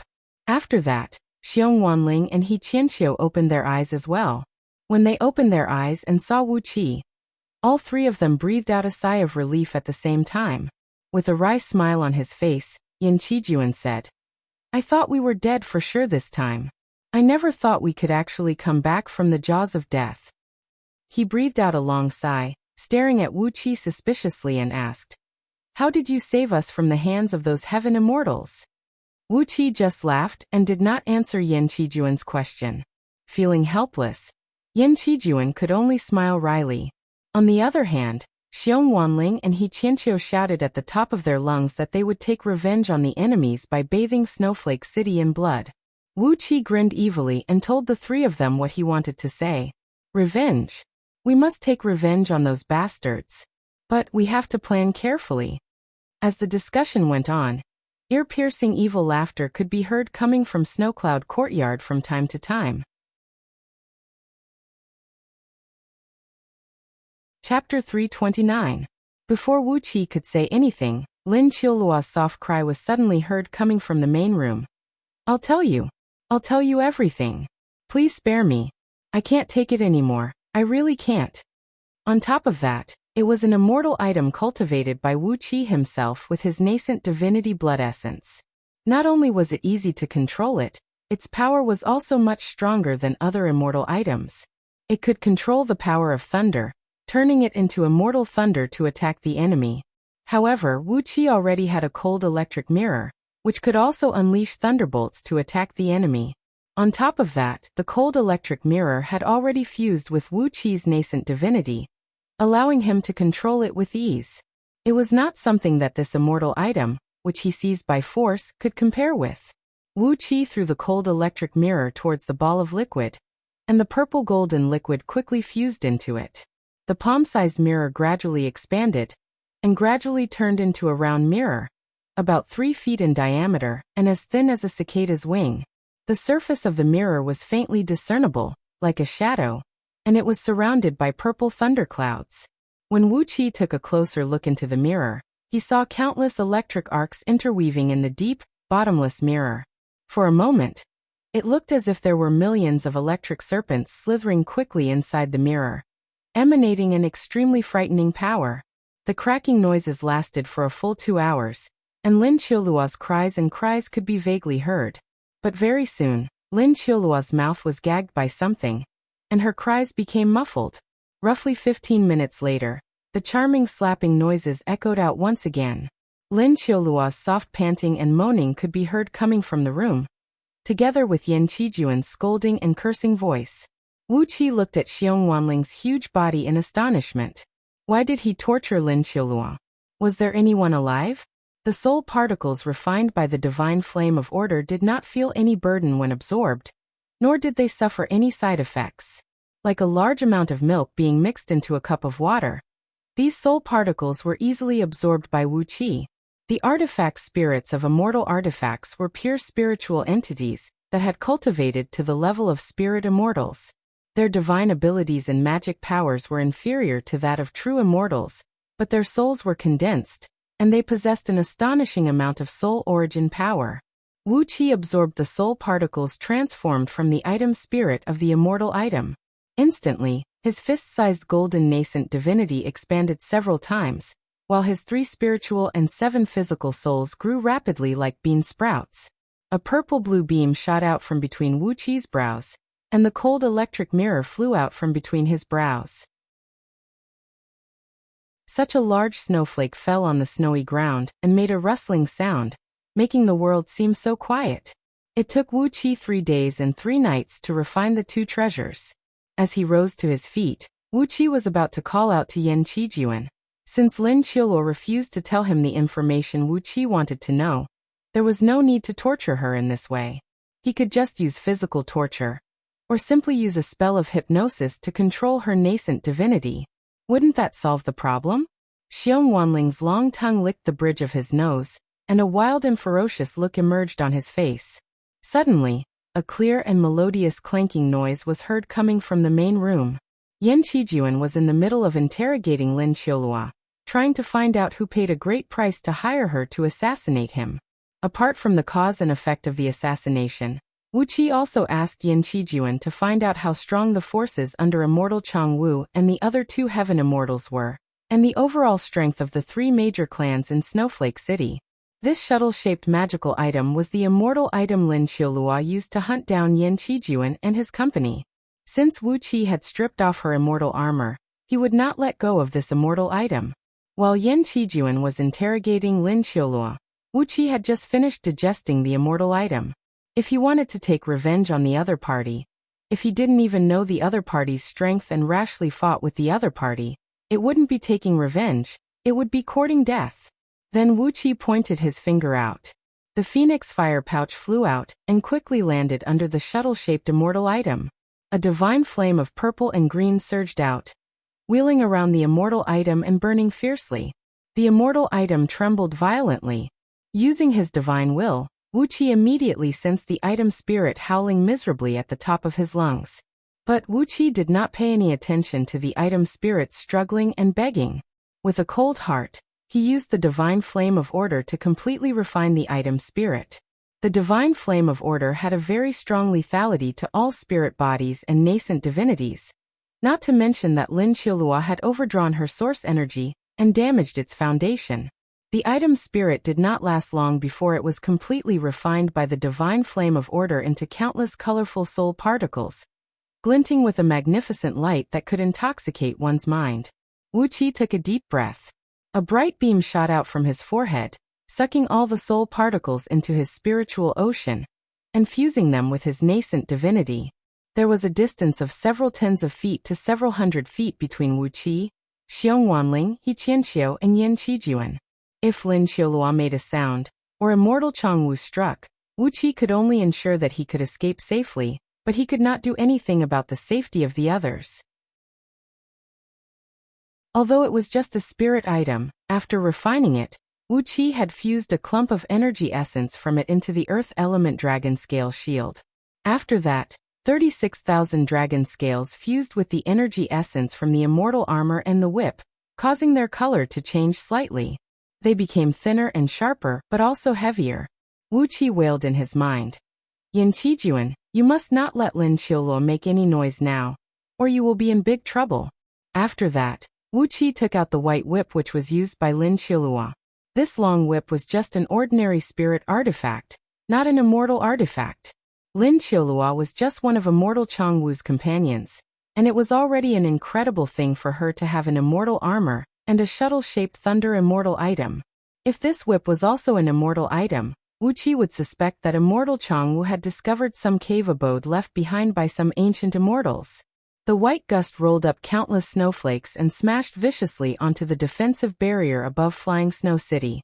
The green barrier shook and shook, completely neutralizing the fierce gust of wind. The palm-sized snowflakes had lost their arrogant momentum of destroying and drowning everything. Lazily, they passed through the barrier and drifted down slowly.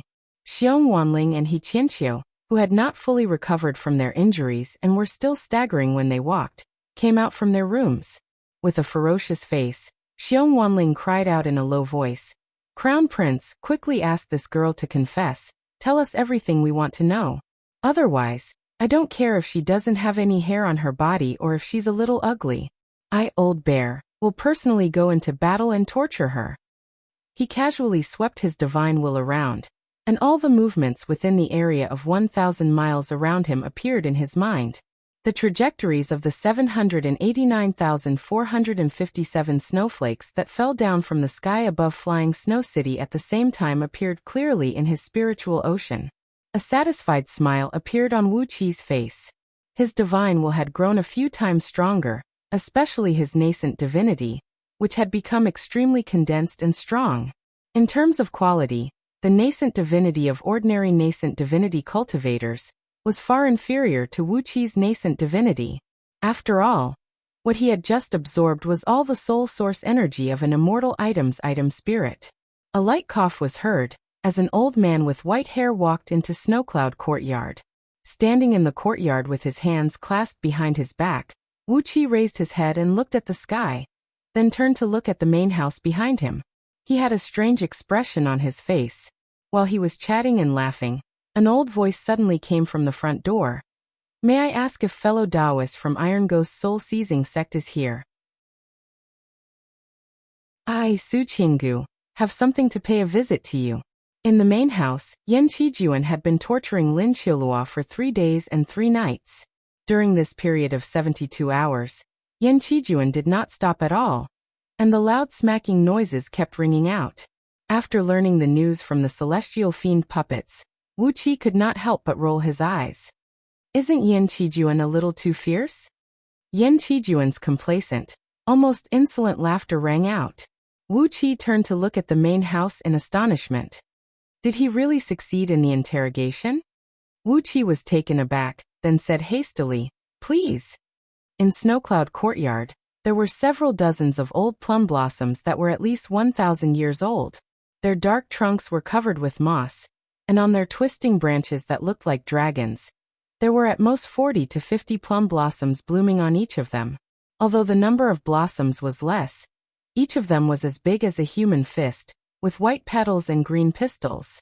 A faint fragrance was lingering in the courtyard, and together with the snowflakes falling from the sky, it was a beautiful scene. Lin Qiulua's cries and curses were heard coming from the main house once again.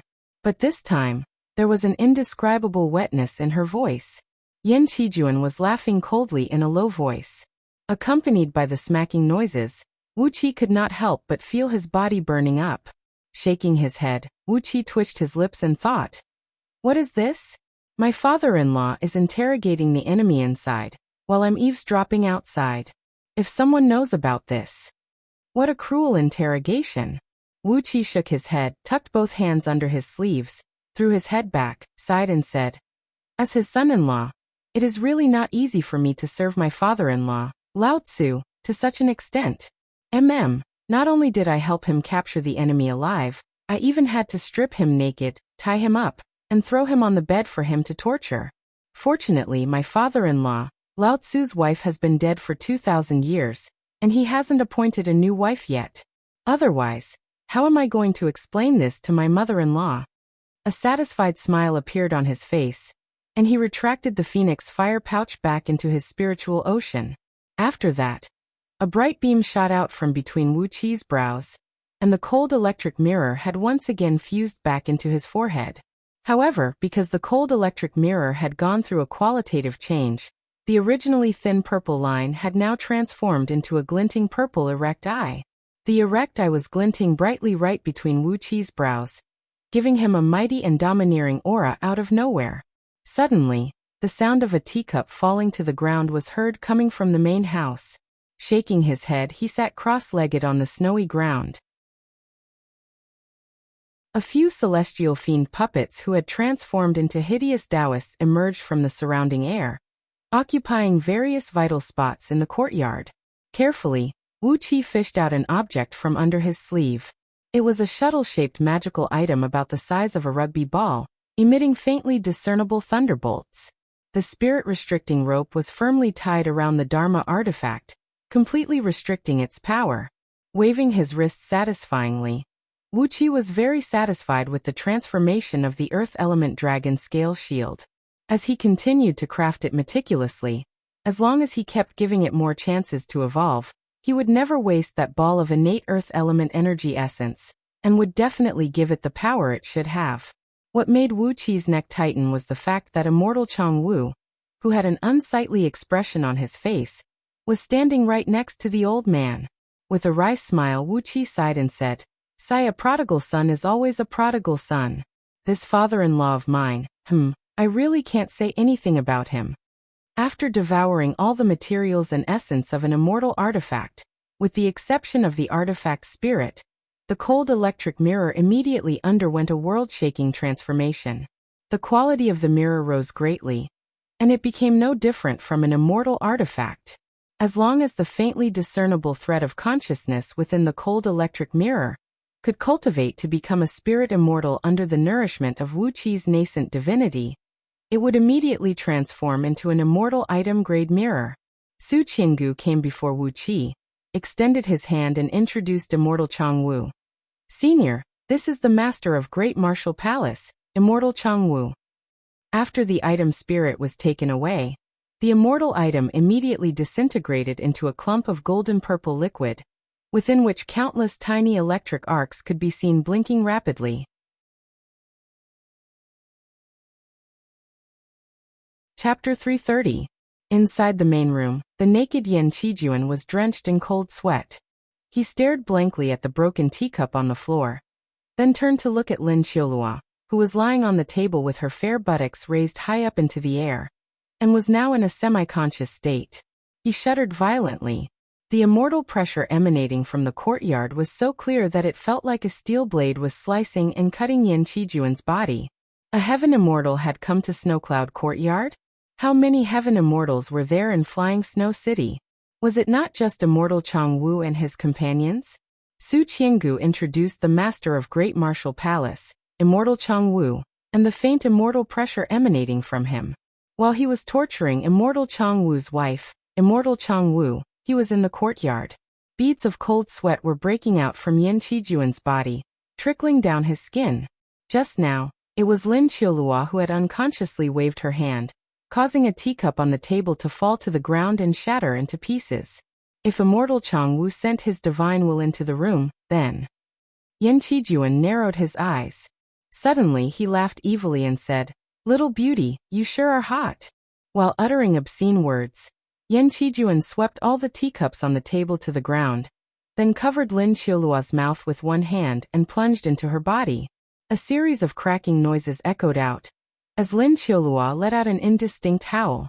But as Yan Qijuan covered her mouth with his palm, the howl turned into a moan. Snowflakes kept falling down from the courtyard. Upon hearing the strange noises coming from the main room, Wuxia grinned and said, "So it's Senior Changwu. This way, please. I happen to have some nice tea leaves here, and I hope Senior can have a taste of them." Right when immortal Changwu entered the room, he suddenly heard the cracking noises coming from the main room. He was about to send out his divine will to find out what was going on in the room.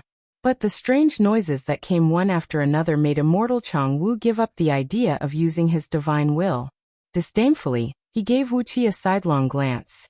These cultivators from the evil path were always like this, doing dirty things in the house in broad daylight. They were filthy and despicable to the extreme. As a mighty heaven immortal, how could immortal Changwu use his divine will to investigate the dirty affairs of a few juniors? Immortal Changwu quickly retracted his divine will, nodded at Wuxia and said coolly, "Good tea leaves? Perfect." Wuxia turned around to look at the main house. Cold sweat broke out on his back, and was quickly frozen into ice shards by the cold wind. They formed on Wu Qi's back, and the chill was unbearable. Wu Qi was amazed in his mind. Fortunately, Yan Qijuan reacted in time, and made such a big move. Otherwise, if immortal Chang Wu sent his divine will into the cave and saw how his wife was being treated by Yan Qijuan, he would most likely kill her right away, and Wu Qi would have no choice but to flee. Now, as a dignified heaven immortal, he would never peep into the private affairs of his juniors. Wu Qi breathed out a sigh of relief. Without hesitation, he led Su Qinggu and immortal Chang Wu into the wing room on the west side. Two celestial fiend puppets quickly found a tea set, then collected a urn of snow water from the petals of the plum blossoms in the courtyard, lit a fire in a small clay stove, and began boiling the water at the entrance of the wing room. Wu Qi handed over a bag of wild spirit tea harvested from the depths of Meng Mountains to the two celestial fiend puppets, then said solemnly, "Seniors, we are honored by your presence. Junior brothers, please make a cup of fragrant tea for us, and don't neglect it."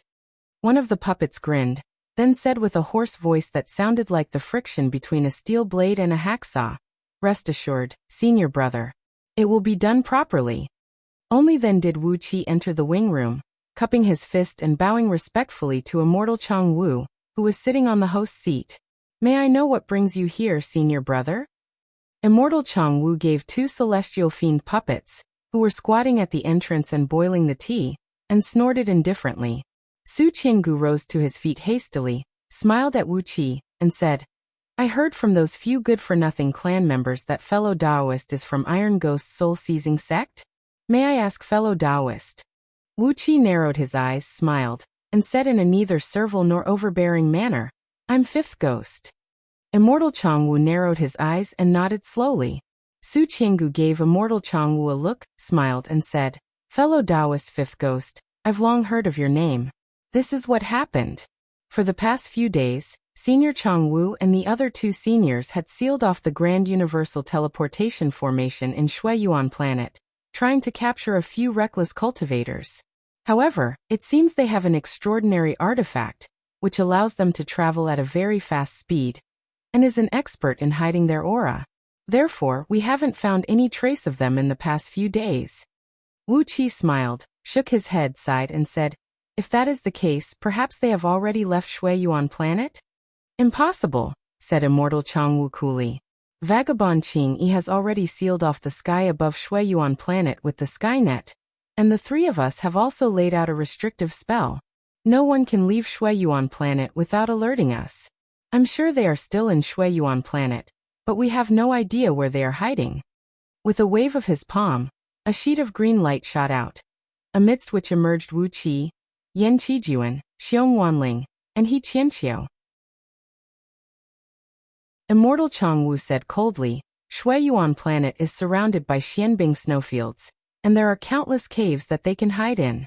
Even with our divine will of heaven immortal realm, it is impossible for us to search the entire planet in a blink of an eye and find them." Su Qinggu gave immortal Chang Wu another look, chuckled, and said, "Iron Ghost's soul-seizing sect is an expert in controlling ghosts. I wonder how many ghosts can fellow Taoist Fifth Ghost control?" Wu Qi cried out as if he was suddenly enlightened. "Seniors, do you mean to let me control the ghosts and search the entire Shueyuan Planet?" Inwardly, Wu Qi was laughing. This immortal Chang Wu is indeed a good schemer. Even for a heaven immortal, it was impossible for him to unleash his divine will and see everything with a single glance. When three heaven immortals joined hands to search the entire Shueyuan Planet, there would always be some flaws that could be exploited.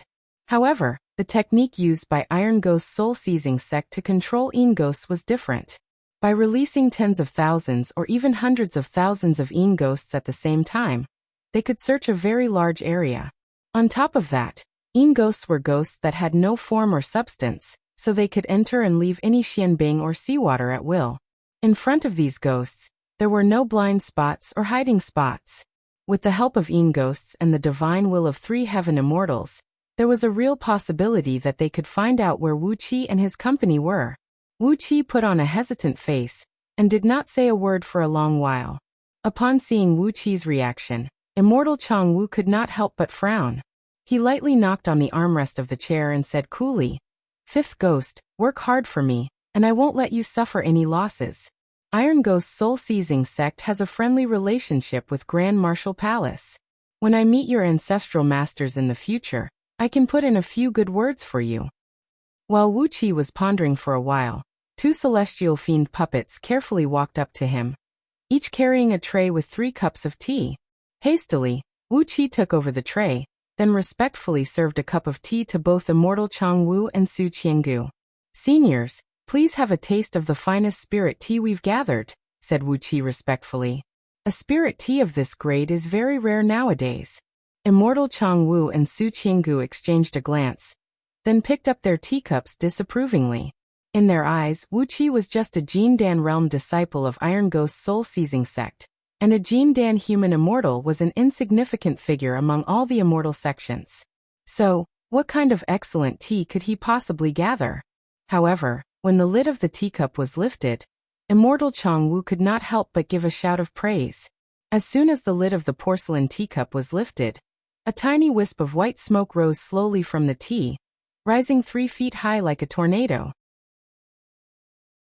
After that, the wisp of white smoke twisted and squirmed gracefully in the air, transforming into a clump of Ganoderma-shaped smoke and slowly dispersing. Immediately, a delicate fragrance filled the air, and a fragrance that could make one's pores open up uncontrollably filled the entire room. Excellent tea. It is indeed a supreme-grade tea. Immortal Chang Wu sniffed the aroma with great interest, then looked at the floating tea leaves in the green tea. Shaking his head, he picked up the teacup and slowly took a sip of the fragrant tea. As soon as the tea entered his mouth, it tasted like a mouthful of buttermilk, slipping from the tip of his tongue all the way into his stomach. Gulp! A clump of hot air and rich aroma exploded in his stomach, and a strange fragrance flowed through his entire body, making him feel warm and comfortable. It was as if the fragrance was spreading out from his pores. Immortal Chang Wu felt refreshed, and an indescribable feeling of comfort nearly made him moan. For a moment, he forgot that Lin Qiulua had fallen into the enemy's hands, forgot that he still had to hunt down those few reckless cultivators, and forgot all the troubles in the world. The aroma of the tea was simply too magical. Immortal Chang Wu could not help but pick up the teacup once again. This time, he finished the tea in one gulp. Similarly, Su Qiangu picked up the teacup and took a sip of the tea as well. He could not help but praise, "Fragrant and fragrant. This is indeed a supreme-grade tea."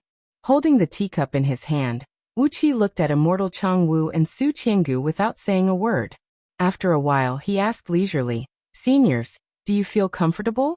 I feel like I'm floating in the air, like a feather flying in the sky, feeling extremely relaxed and happy." Su Qiangu raised his head slowly, gave Wuxia a smile, and fell to the ground.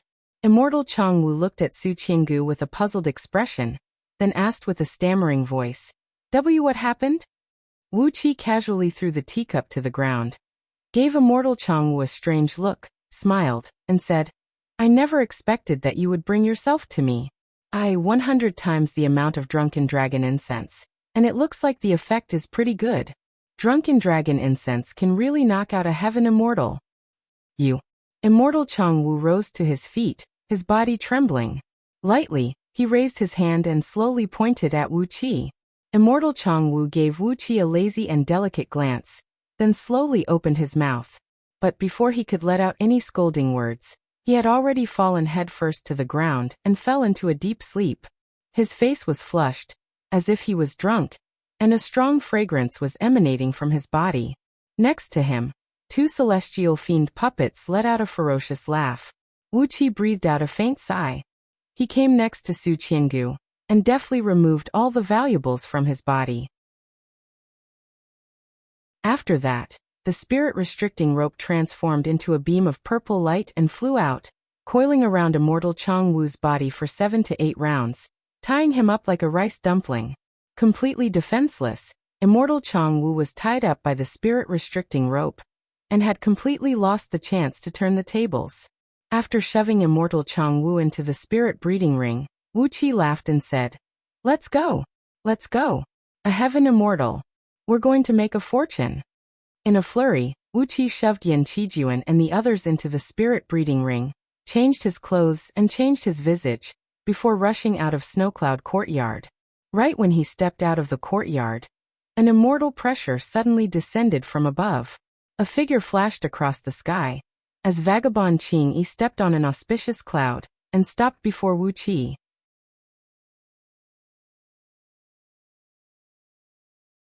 Chapter 331. Sitting on the ground, shivering, Wuqi cried out miserably, "I'm just here to do business with fellow Taoists from Iron Ghost's soul-seizing sect. Just now, I bought some rare items from them." After that, Senior Changwu came. They exchanged a few words and left. "I have no idea what they're going to do. I'm just here to exchange some rare materials with fellow Taoists from Iron Ghost's soul-seizing sect." However, the 3 green jade rings worn on Vagabond Qingyi's fingers emitted a large sheet of bright lights at the same time. Like countless tiny needles, they pierced towards Wuqi's body. Wuqi felt a chill run through his body. Before the bright lights could touch his body, countless tiny wounds had already appeared on his skin, and countless drops of blood were poking out from his skin, making him look like a man of blood. However, it was a matter of great profit. When he thought that immortal Changwu might be bringing the people from Iron Ghost's soul-seizing sect to search for more spirit herbs of 3,000 years, Vagabond Qingyi felt a sharp pain in his heart. He fixed his eyes on Wuqi and cried out sternly, "Tell me where they are now, or else, I don't mind seizing your soul and searching for everything I want." Suddenly, immortal Xianyang coughed out 3 mouthfuls of warm blood. Then a pair of blood-red flaming wings sprouted out from his back. With his bloodshot eyes wide open, immortal Xianyang transformed into a beam of flame and chased after Wuqi. In just a blink of an eye, immortal Xianyang's flying speed had surpassed Wuqi, who was fleeing with the chariot of 8 horses. With a flap of the flaming wings, he had caught up with Wuqi in just a blink of an eye. He grabbed the bag and fished out the few spirit herbs from within, then cried out in shock, 3,000 years old green radish. This is the main ingredient for concocting 7 orifices spirit cleansing pill. 3,000 years old green radish? Where did these juniors from Iron Ghost's soul-seizing sect get them? Viciously, Vagabond Qingyi turned to look at Wuqi and cried out coldly, "Junior, what did you exchange with them for these spirit herbs?" If not because Vagabond Qingyi suddenly sensed that immortal Changwu's aura had disappeared from Flying Snow City, he would not have come here. But when he arrived, he found that immortal Changwu was indeed gone. But this was too strange. Didn't they have an appointment? Vagabond Qingyi stared at Wuqi without saying a word. With trembling hands, Wuqi fished out a bag from Black Dragon's spirit ring, then handed it over to Vagabond Qingyi and said, Senior, this is the item I wanted to trade with them. Junior's words are all true, not a single one is false." Immortal Xianyang threw his head back and roared furiously, "You Flying Snow City are a bunch of trash. Brat, how dare you? How did you plot against fellow Immortal Qingyi?" Immortal Xianyang bellowed furiously, "Quickly stop and surrender. Great Immortal, I'll leave your corpse intact." Being blinded by greed, Vagabond Qingyi had completely overlooked one fact. If Immortal Changwu really brought the people of Iron Ghost's soul-seizing sect away because of Qing Shiro, why would he allow Wuqi to leave Snowcloud Courtyard safely? For a person and something related to a precious treasure, it was necessary to have them in his hands. As such, Wuqi would either be taken away by Immortal Changwu or be killed to keep his mouth shut. It was impossible for him to leave safely. Roaring furiously, Wuqi transformed into a dark sword beam and was about to rush out of Huixian abode. Before he could finish his words, Vagabond Qingyi's vision darkened. His body went limp and fell heavily to the ground. Wuqi roared with extreme pain. A clump of yellow light burst out from the earth element dragon scale shield and tightly wrapped around his body. Countless 5-colored light beams smashed onto the dragon scale shield, producing deep, muffled booms that sounded like thunder. Wuqi's body swayed violently, and he was nearly knocked flying away by the seemingly insignificant 5-colored light beams. Hastily he widened his eyes, from which a tiny green-purple divine flame shot out. Vagabond Qingyi was taken aback and cried out, "What? What drunken dragon incense?" Wuqi stared blankly at Vagabond Qingyi. Wisps of green mist sprayed out from the mouth of the storage bag, while Vagabond Qing-yi was wrapped up by the green mist. Curious, Wu Qi asked, "Senior, do you still have the strength to talk after inhaling so much drunken dragon incense? Don't you feel that your body is a little weak, your vision is a little dark, and you can no longer circulate your immortal energy?" Another clump of seven-colored light wrapped around Wu Qi. Abruptly, he transformed into a tiny beam of light and sped out of Flying Snow City. The restrictive barrier hovering above Flying Snow City could not stop Wu Qi at all, as it was shattered into pieces by the seven-colored light beam unleashed by the chariot of 8 horses. A furious roar rang out, as Immortal Xianyang's huge hand that was burning with raging flame grabbed towards Wu Qi, who was trapped in the chariot. Vagabond Qing-yi's eyes went wide with astonishment. He turned to look at the main entrance of Snowcloud Courtyard and murmured coldly, "What is Changwu doing? Didn't we come to an agreement that the 3 of us will work together? Why did he leave in such a hurry with the people of Iron Ghost's soul-seizing sect? Could there be some unforeseen event?" He held the storage bag tightly, its mouth opened, and a delicate fragrance kept wafting out from it. Green-black radish was a herb that carried a natural fragrance. Therefore, Vagabond Qing-yi did not pay too much attention to the fragrance. He fixed his gaze at Wu Qi, trying to force him to tell him where Immortal Changwu had gone. If the cultivators of Iron Ghost's soul-seizing sect had really found these 3,000-year-old green-black radishes on Shuiyuan planet, then there must be other treasures at the place where they found the spirit herbs. If not, Immortal Changwu would not leave in such a hurry. Wu Qi let out a loud laugh and said, "Old fogey Xianyang, wash your neck and wait for me to chop off your dog head." Wu Qi's eyes went wide as he cried out in surprise. "It's true that this is a green-black radish, but 3,000-year-old. Are you kidding me? How can there be a 3,000-year-old immortal herb in this world?" After a brief moment of pondering, Vagabond Qing-yi glared at Wu Qi and cried out, "Who are you? Why did you come out from this courtyard?" Following Vagabond Qing-yi's rebuke, a tremendous immortal pressure suddenly descended upon Wu Qi. Very cooperatively, Wu Qi tilted his body and sat on the ground in a sorry state. He stared at Vagabond Qing-yi with a terrified expression as if he had just seen a ghost. His face was even paler than the snow. "Bastard!" cursed Wu Qi. Shivering from the pain, Wu Qi scolded under his breath, "Bastard! Vagabond Qing-yi, just wait and see how I'm going to deal with you later." How could Vagabond Qing-yi take a fancy to the storage bag given to him by Wu Qi? What good item could a puny cultivator of the Jin Dan trade for? With a casual slap, Vagabond Qing-yi threw the storage bag onto the snowy ground several hundred feet away, then cried out coldly, "Did you see clearly? Which direction did they go?" Wu Qi let out a joyful cry and leaped forward hastily. Without any hesitation, he fished out a large handful of drunken dragon incense from the storage bag, opened Vagabond Qing-yi's mouth, and poured all of it into his mouth. When the drunken dragon incense came into contact with his saliva, it immediately turned into a green liquid and fused into Vagabond Qing-yi's body. With the amount of drunken dragon incense Wu Qi poured into Vagabond Qing-yi's mouth, it could even knock out 100 heaven immortals. Perhaps, Vagabond Qing-yi would not be able to wake up on his own for the rest of his life. Vagabond Qing-yi roared furiously, then glared at Wu Qi and said, "Tell me, which direction did they go?" Seeing that Immortal Xianyang was approaching, Wu Qi immediately unleashed the chariot of 8 horses. Vagabond Qing-yi came to his senses abruptly. Immortal Changwu came to look for the cultivators of Iron Ghost's soul-seizing sect, but in the end he suddenly brought his men and disappeared without a trace, without even informing him. In the world of cultivation, there was only one circumstance that would happen. Immortal Changwu had found something that could interest him. Otherwise he would not run away so abruptly. Laughing wildly, Wu Qi grabbed Vagabond Qing-yi and was about to shove him into the spirit breeding ring. At the thought of this, Vagabond Qing-yi's eyes burned with fire. He was sure that Immortal Changwu must have found something. But in order to reap all the benefits himself, he had left with the people of Iron Ghost's soul-seizing sect without caring about his Taoist companion who had fallen into the hands of the enemy, and the search for the whereabouts of those cultivators who had destroyed Snowflake City. Everything went smoothly when he was dealing with immortal Changwu just now.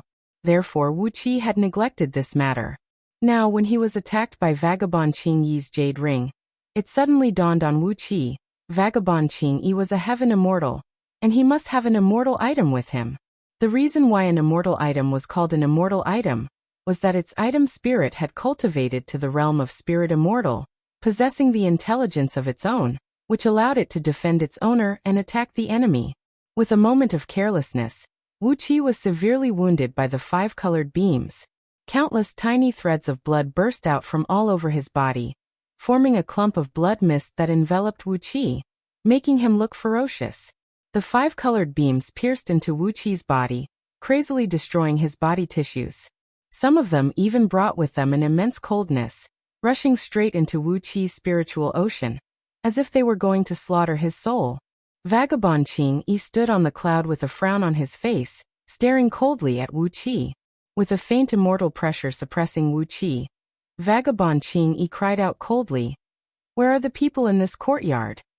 Right after Wuqi walked out from the courtyard, Vagabond Qingyi scanned the courtyard with his divine will. Naturally, he found no one in the courtyard. Trembling, Wuqi looked at Vagabond Qingyi and said humbly, "Are you asking about the people in Snowcloud Courtyard? They have left just now." Seeing that Wuqi had transformed into the familiar 7-colored beam and fled, immortal Xianyang flew into a rage. Never in his wildest dreams did he expect that Wuqi was still hiding in the city, safe and sound, and it seemed like he had even plotted against Vagabond Qingyi. Before Wuqi could answer Vagabond Qingyi's question, Vagabond Qingyi cried out in alarm. Like a hungry wolf who had just seen a piece of meat, he leaped down from the cloud and dashed out, grabbing the brocade bag that fell on the ground. Just a moment ago, Vagabond Qingyi did not take Wuqi's brocade bag seriously, and casually threw it far away.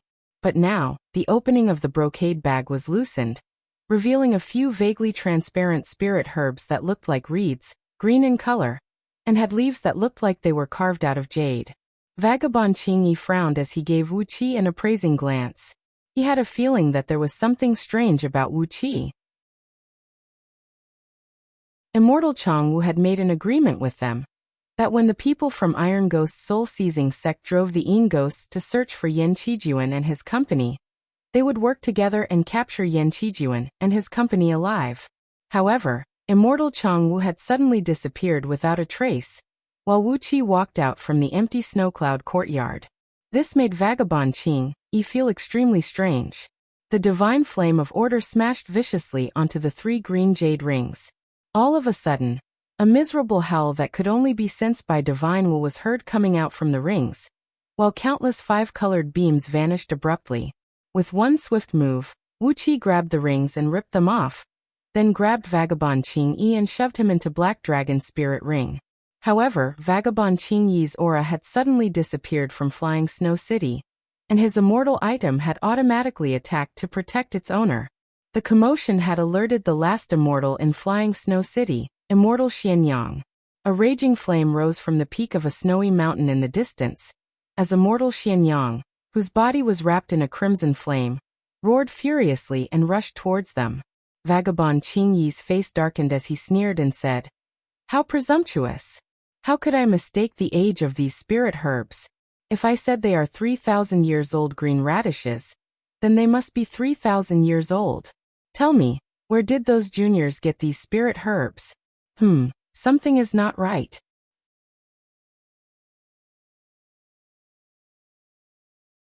Chapter 332. The chariot of 8 horses was the most precious treasure of the ancient human emperor. Although Wuqi could borrow the power of the chariot by deceiving the heavens, as his cultivation base was not strong enough, he could not fully utilize all the magical abilities of the ancient treasure. Although he could transform into a rainbow beam and travel with it, compared to the maximum speed of the chariot, there was still a huge gap. Immortal Xianyang did not hesitate to consume 3 mouthfuls of his prime blood essence, and exercised a mystic technique to produce a pair of flaming wings, which boosted his speed to an astonishing level. In just a blink of an eye, he had caught up to the chariot. Then he clenched his fist, and a large sheet of flame burst out from his 5 fingers. A huge hand that was translucent like a crystal, emanating a threatening heat, shot whistling out, grabbing viciously towards Wuqi's head. Wuqi was sitting calmly in the chariot. Initially, he thought that immortal Xianyang would not be able to catch up to him.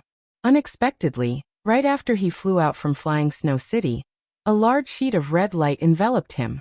Using a mystic technique, immortal Xianyang had actually caught up to him. With great astonishment, Wuqi turned his head and looked over his shoulder. Amidst the large sheet of flame, he saw a pair of flaming wings, each several tens of feet long, flapping at high speed behind immortal Xianyang's back. His facial expression had turned very strange as well. His nose and mouth were protruding out, turning into a huge bird beak. His eyes were gleaming with a threatening gleam, and his skin was covered with countless red feathers. The feathers on his body were shaped like the feathers of a peacock, crimson in color, and densely packed with runes and patterns. At this moment, they were emanating a tremendous heat. The natural energies kept being channeled into these feathers, and after being transformed by the runes and patterns on them, they were transformed into crimson flames and injected into the pair of wings on immortal Xianyang's back. After that, they burst out violently.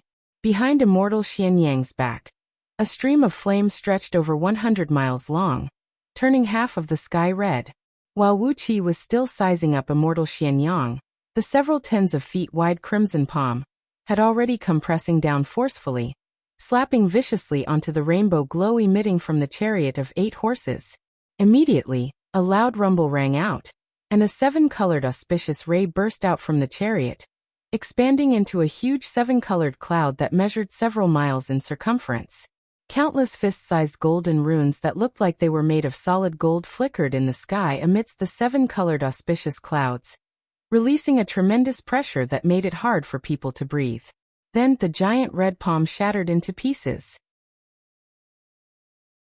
Suddenly, from the left side of the chariot of 8 horses, 12 armored soldiers who stood over 60 feet tall, clad in golden armors, wielding long halberds in their hands as they charged towards immortal Xianyang.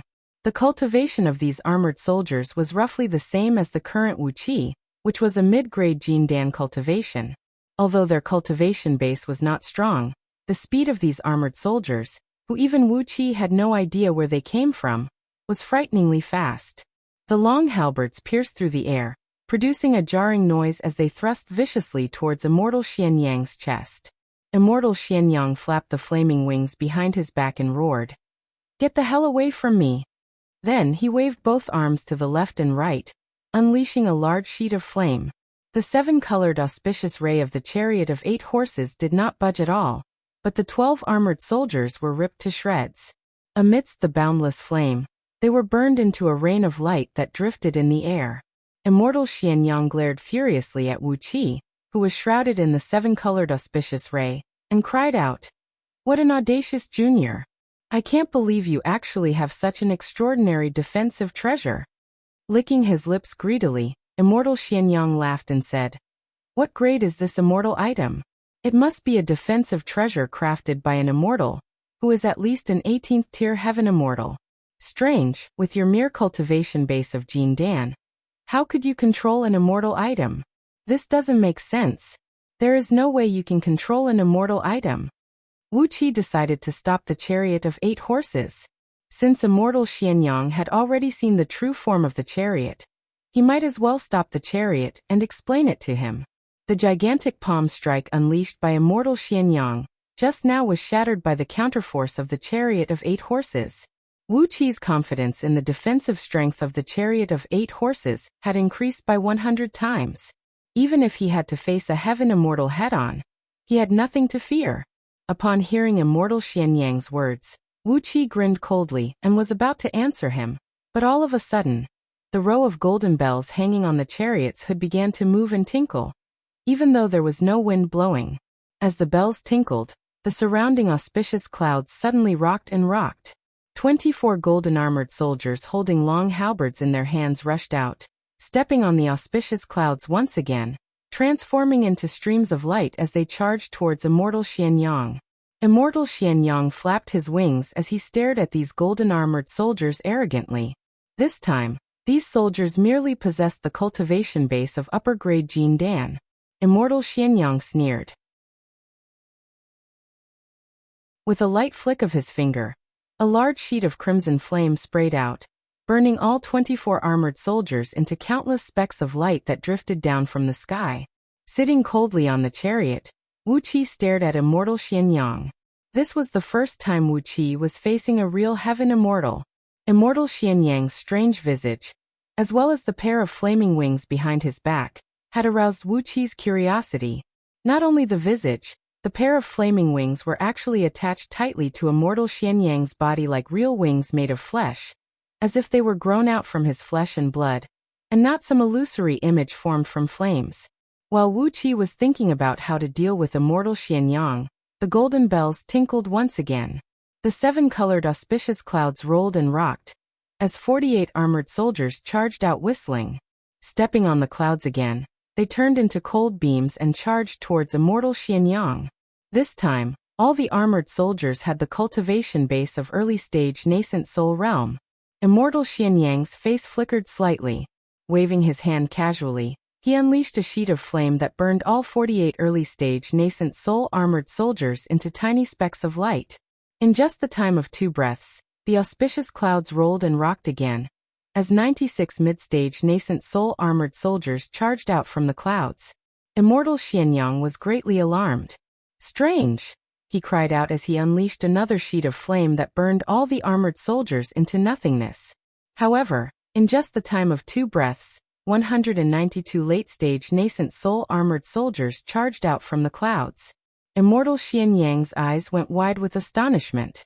Waving his hand casually, he unleashed a flaming dragon that burned all the armored soldiers into a wisp of green smoke.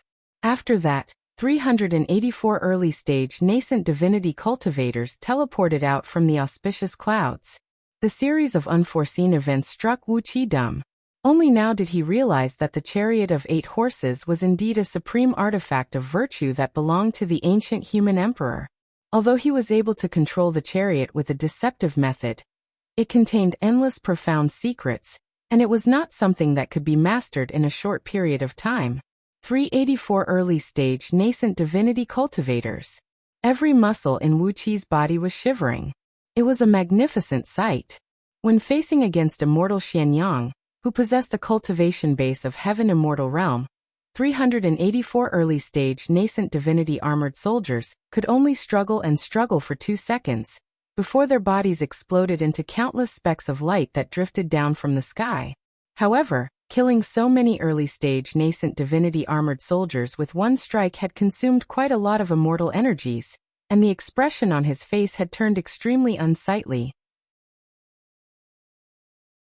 Wuxia stared blankly at Immortal Xianyang, laughed dryly and said, "Do you think there will be more people coming?" Immortal Xianyang stared at Wuxia. Immediately, he understood why Wuxia asked such a question. What a lucky junior! You've obtained this supreme artifact, but you still don't know its function? If there are more people coming, doesn't that mean? While Immortal Xianyang's rebuke was still echoing in Wuxia's ears, the surrounding auspicious clouds began to roll and tumble again. Without uttering a single word, 768 mid-stage nascent divinity armored soldiers materialized in the clouds, then charged towards Immortal Xianyang amidst beams of cold light. Immortal Xianyang's face turned pale with fright as he gave a loud cry. Without hesitation, he unleashed a red wheel of light, measuring 3 feet in diameter. 6 fist-sized red pearls were embedded in the wheel of light, glinting brilliantly. Right after he made his move, these pearls immediately sprayed out a large amount of green smoke and purple flame, which was accompanied by deafening thunderclaps. With just one strike, all 768 mid-stage nascent divinity armored soldiers were turned into nothingness. Immortal Xianyang's face turned slightly pale. The strike had consumed quite a lot of his immortal energies and energy.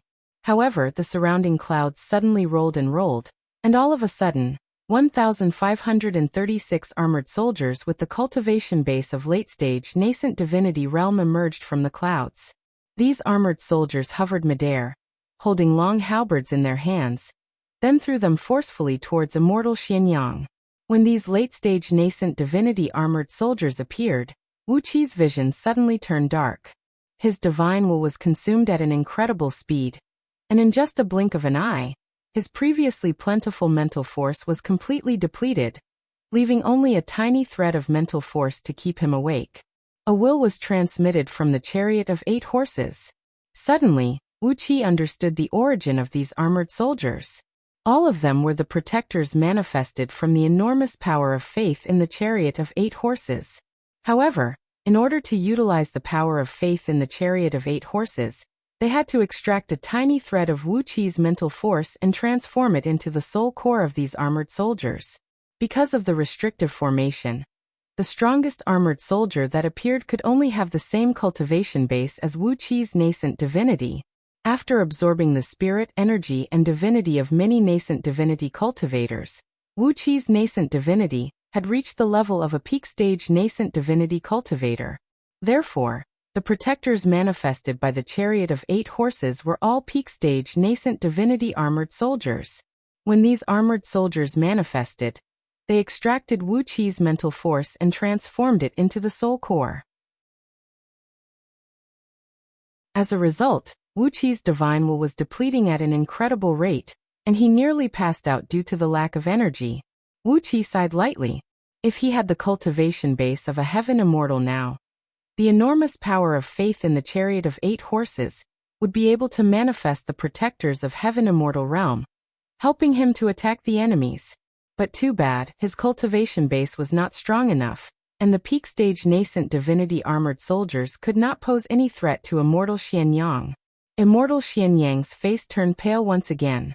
He injected a great amount of immortal energy into the flaming wheel hovering above him, causing the 6 pearls to burst with a blinding red gleam. Large sheets of green smoke and purple flame wheeled around him, shattering the over 1,000 halberds that were shooting at him. Then, Immortal Xianyang took a deep breath and sprayed out a large sheet of purple flame.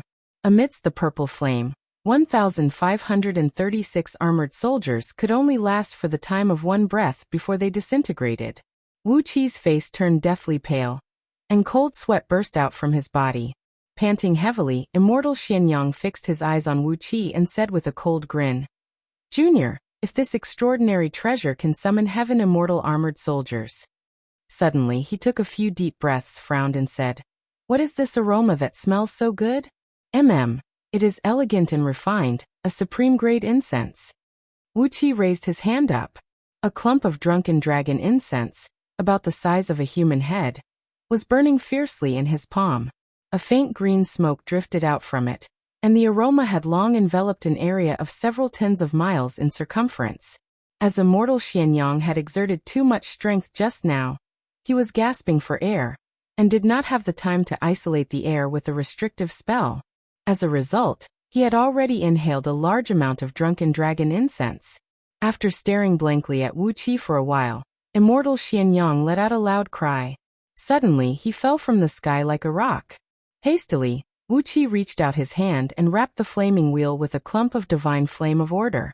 After that, he grabbed the unconscious Immortal Xianyang and shoved him into the spirit breeding ring. After putting away the chariot of 8 horses, Wuqi gave the surroundings a glance. Just as he was about to leave this place, 7 to 8 black dots suddenly flew towards him at top speed from afar, while emanating an enormous immortal pressure that blotted the sky and blotted the earth. The immortal pressure of 7 to 8 heaven immortals merged into one, causing the entire Shui Yuan planet to tremble. Wuqi's heart skipped a beat. So many heaven immortals.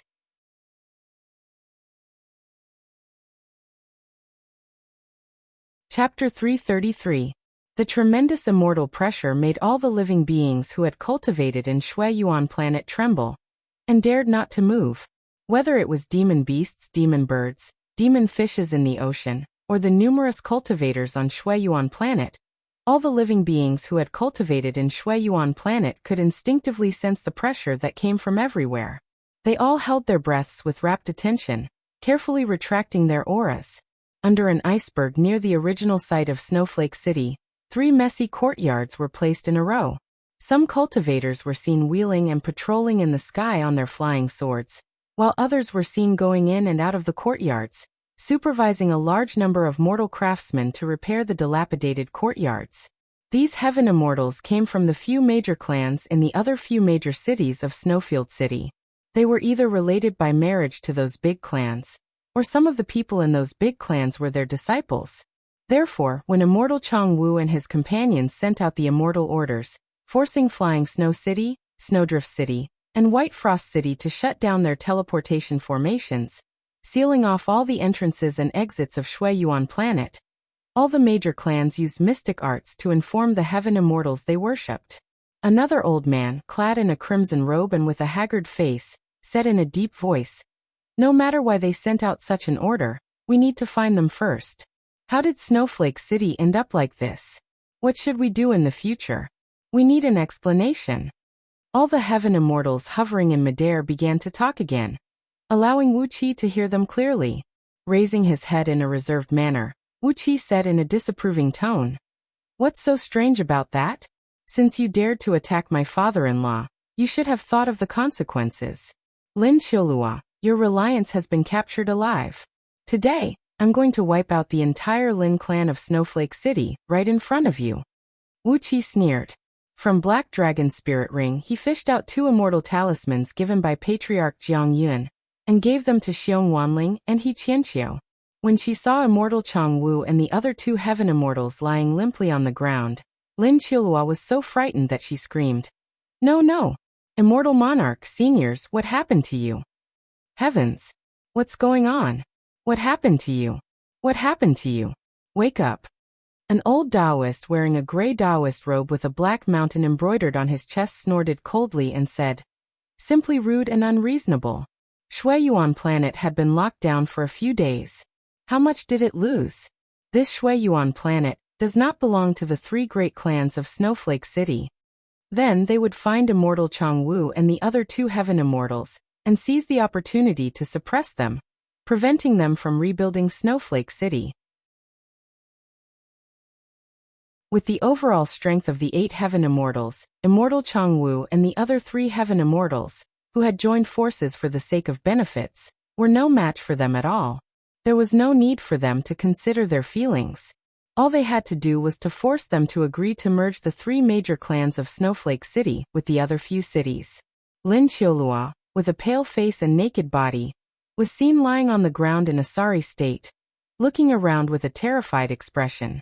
When Lin Qiulua saw the huge pit where Snowflake City used to be, and the 3 courtyards around it, she cried out in surprise, "This is Snowflake City. What are you doing here? What do you want?" Over the past 3 years, Wuxia had concocted a large amount of drunken dragon incense in Myriad Immortals Planet. This time, in order to deal with Immortal Chong Wu and the other 2 heaven immortals, he had spent 99% of the drunken dragon incense on them.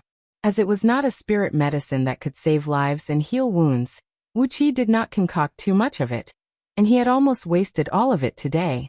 After coming to a decision, they gave the surroundings a thorough examination, but they could not find the whereabouts of Immortal Chong Wu and the other 3 heaven immortals.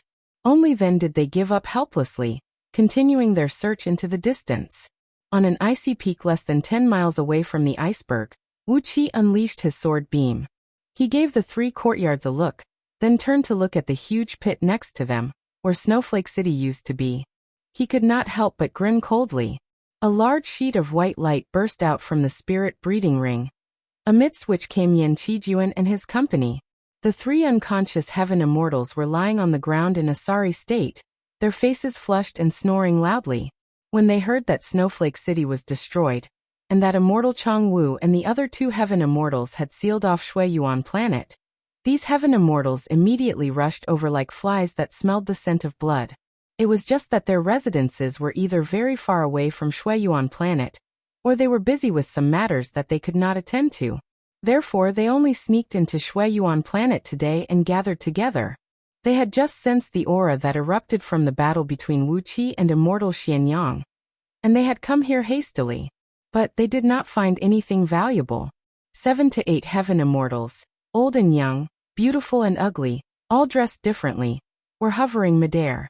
Their divine will kept scanning the surroundings, searching every inch of the snowfield within 10,000 miles circumference. Their divine will reached 100 miles deep into the snowfield. If not for Wu Qi's aura-concealing mystic art that came from Scroll of Stealing, which allowed his aura to fuse with the heaven and earth, and turned him into a piece of Xianbing, perhaps he would have long been captured by the combined divine will of these heaven immortals. Yan Qijuan, Xiong Wanling, and He Qianqiu were overjoyed when they heard the news, and a ferocious smile emerged on their faces. It was especially true for Xiong Wanling and He Qianqiu, as they were used to being the overlords in the depths of Meng Mountains. Now that they had suffered a great loss in the hands of Lin Qiulua, it was needless to say how they were filled with hatred and resentment. The impulse to annihilate Lin clan had far surpassed their curiosity about how Wu Qi captured 3 heaven immortals alive. The 2 old demons were wild with joy. They took over the immortal talismans happily, then leaped into their demon clouds and brought up strong winds as they flew towards the courtyards of the 3 major clans in Snowflake City. Wu Qi had hidden immortal Changwu, vagabond Qingyi, and immortal Xianyang in a separate, small space. Therefore, Yan Qijuan and the others did not know that Wu Qi had already captured the 3 heaven immortals. When they saw the 3 heaven immortals, they were taken aback. Swoosh! Swoosh! The strong winds shook the surrounding snowfield, while large sheets of auspicious white clouds shot out from the 2 old demons' palms, smashing viciously towards the 3 courtyards. The gray-robed old Taoist exchanged a glance with the others, and all of them nodded their heads in agreement. This is not a good thing, and it is shameful. But it should still be concocted in large quantities. Wu Qi thought to himself.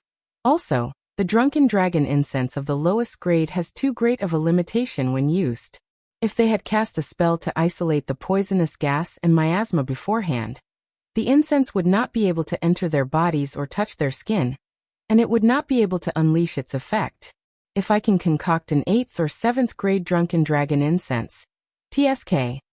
Since Snowflake City is destroyed, let it be destroyed. Since Snowflake City is destroyed, there is no need to rebuild it. Let it vanish forever. Every city in Snowflake City represented a great amount of benefits. With one less city, the other cities would be able to obtain more benefits. At least, those cultivators who came from outside the city would have no choice but to spend their money in the remaining cities. Changwu, Qingyi, and Xianyang. I have no idea what is wrong with them. Why did they seal off the 4 teleportation formations of Shuiyuan planet for no reason? What is the meaning of this? Are they the ones who have the final say in Shuiyuan planet? Even if Snowflake City is destroyed, the benefits of other cities must not be harmed. Yan Qijuan walked over and gave Lin Qiulua several dozens of slaps in a row. The slaps turned her face red and swollen, and blood trickled down from the corner of her mouth.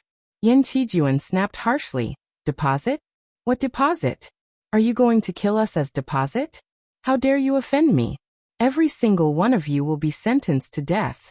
2 grand tutors, please take action and slaughter these people in front of you." Not only did they have to dismantle the remaining forces of the 3 major clans in Snowflake City, they were also required to cough up a huge sum of compensation. Only then would the 8 heaven immortals present here be satisfied. Otherwise, if they were to seal off Shuiyuan planet for a few days for no reason, just the number of cultivators going in and out of the Grand Universal Teleportation Formation every day, how many energy stones would they lose in toll fees? If they added up the losses of the 3 cities, it would be at least several 100,000 stones. Glancing around, Wu Qi scanned the surroundings instinctively with his divine will. After finding nothing that could stand in his way, he stepped on a sword beam and sped towards Snowflake City. When these heaven immortals had gone far away, only then Wu Qi carefully came out from Xianbing City. Standing on the snowfield and looking into the direction where these heaven immortals disappeared, Wu Qi sighed helplessly. He weighed the bag in his hand. There was not much drunken dragon incense left in it, so it was not enough to deal with these few heaven immortals. Yan Qijuan, Xiong Wanling, and He Qianqiu widened their eyes and glanced to the left and right, then suddenly turned to look at the 3 heaven immortals who were lying on the ground. The spirit breeding ring had a very large space inside, and according to Wu Qi's will, it could divide the living beings inside into different small spaces. Originally, the spirit breeding ring was a treasure used by cultivators to store their demon beasts. As demon beasts loved to fight, when they were stored in the ring, they had to be stored separately. Otherwise, they would definitely fight and kill each other, resulting in losses. Wuxia was hiding under a xianbing as well. Exercising the mystic eyes of universe, he peered through the 10,000 feet thick xianbing and peered at the group of heaven immortals.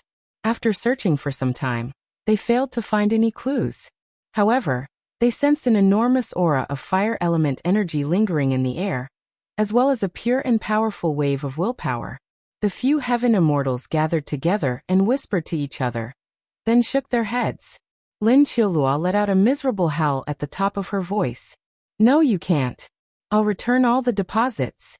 I'll apologize to you. I don't care what you do to me, you can't. While they were still a few miles away from the courtyards of the three clans, two old demons activated their spirit talismans at the same time. If there were several hundred kilograms of drunken dragon incense left, Wuxia would really want to kill those 8 heaven immortals as well. He could casually set up some traps and ignite several hundred kilograms of drunken dragon incense, and it would be a piece of cake for him to kill 8 to 10 heaven immortals.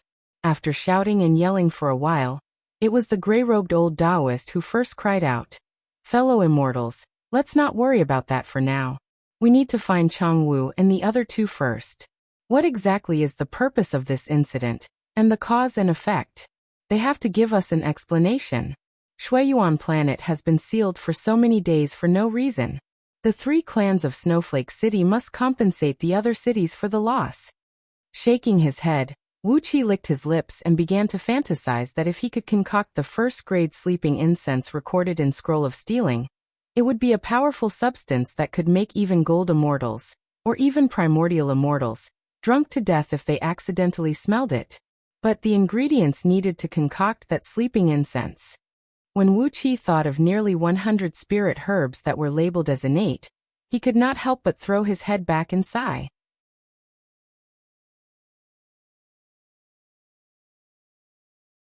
Chapter 334.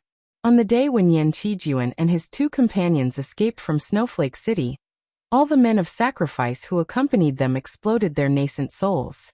The entire Snowflake City was blown to smithereens, and only the courtyards of the 3 major clans survived the explosion, as they were protected by the immortal talismans given by immortal Changwu. After that, Lin Qiulua chased after Yan Qijuan and his companions, while immortal Changwu and the other 2 heaven immortals rushed to Shuiyuan planet and chased after Yan Qijuan. Because of that, the people from the 3 major clans had nothing to do, so they stayed under the ice mountain to repair their residences. However, the hearts of the people from the 3 families were wavering. None of them knew what was going on. The Drift Snow City was blasted into the sky for no reason at all. All the shops and inns in the city were blasted away, and the 3 clans suffered heavy losses. Apart from the clansmen who happened to be in the ancestral home at that time, the clansmen in the other cities were all killed. The chaos in the Drift Snow City this time was an incomparably heavy blow to the 3 clans. 3 great clans had spent several tens of thousands of years on Shuiyuan planet, and only then did they manage to build up a small foundation like Snowflake City. Now they hadn't even figured out what was going on, but Drift Snow City had been reduced to nothingness. Out of the 10 elites of their clan, no one would be able to accept this. The patriarch of the Lin family, Lin Qiansui, and the heads of the other 2 families, Libanian and Xian Ziran, were sitting in the main hall of the Lin family, looking at each other and sighing.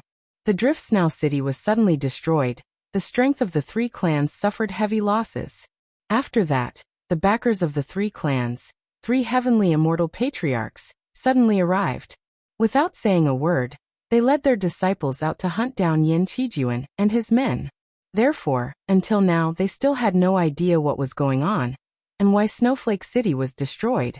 The patriarchs of the 3 clans were all at the mid-stage of the nascent soul realm. Lin Qiansui's cultivation was the highest, as he was about to break through to the late stage of the nascent soul realm.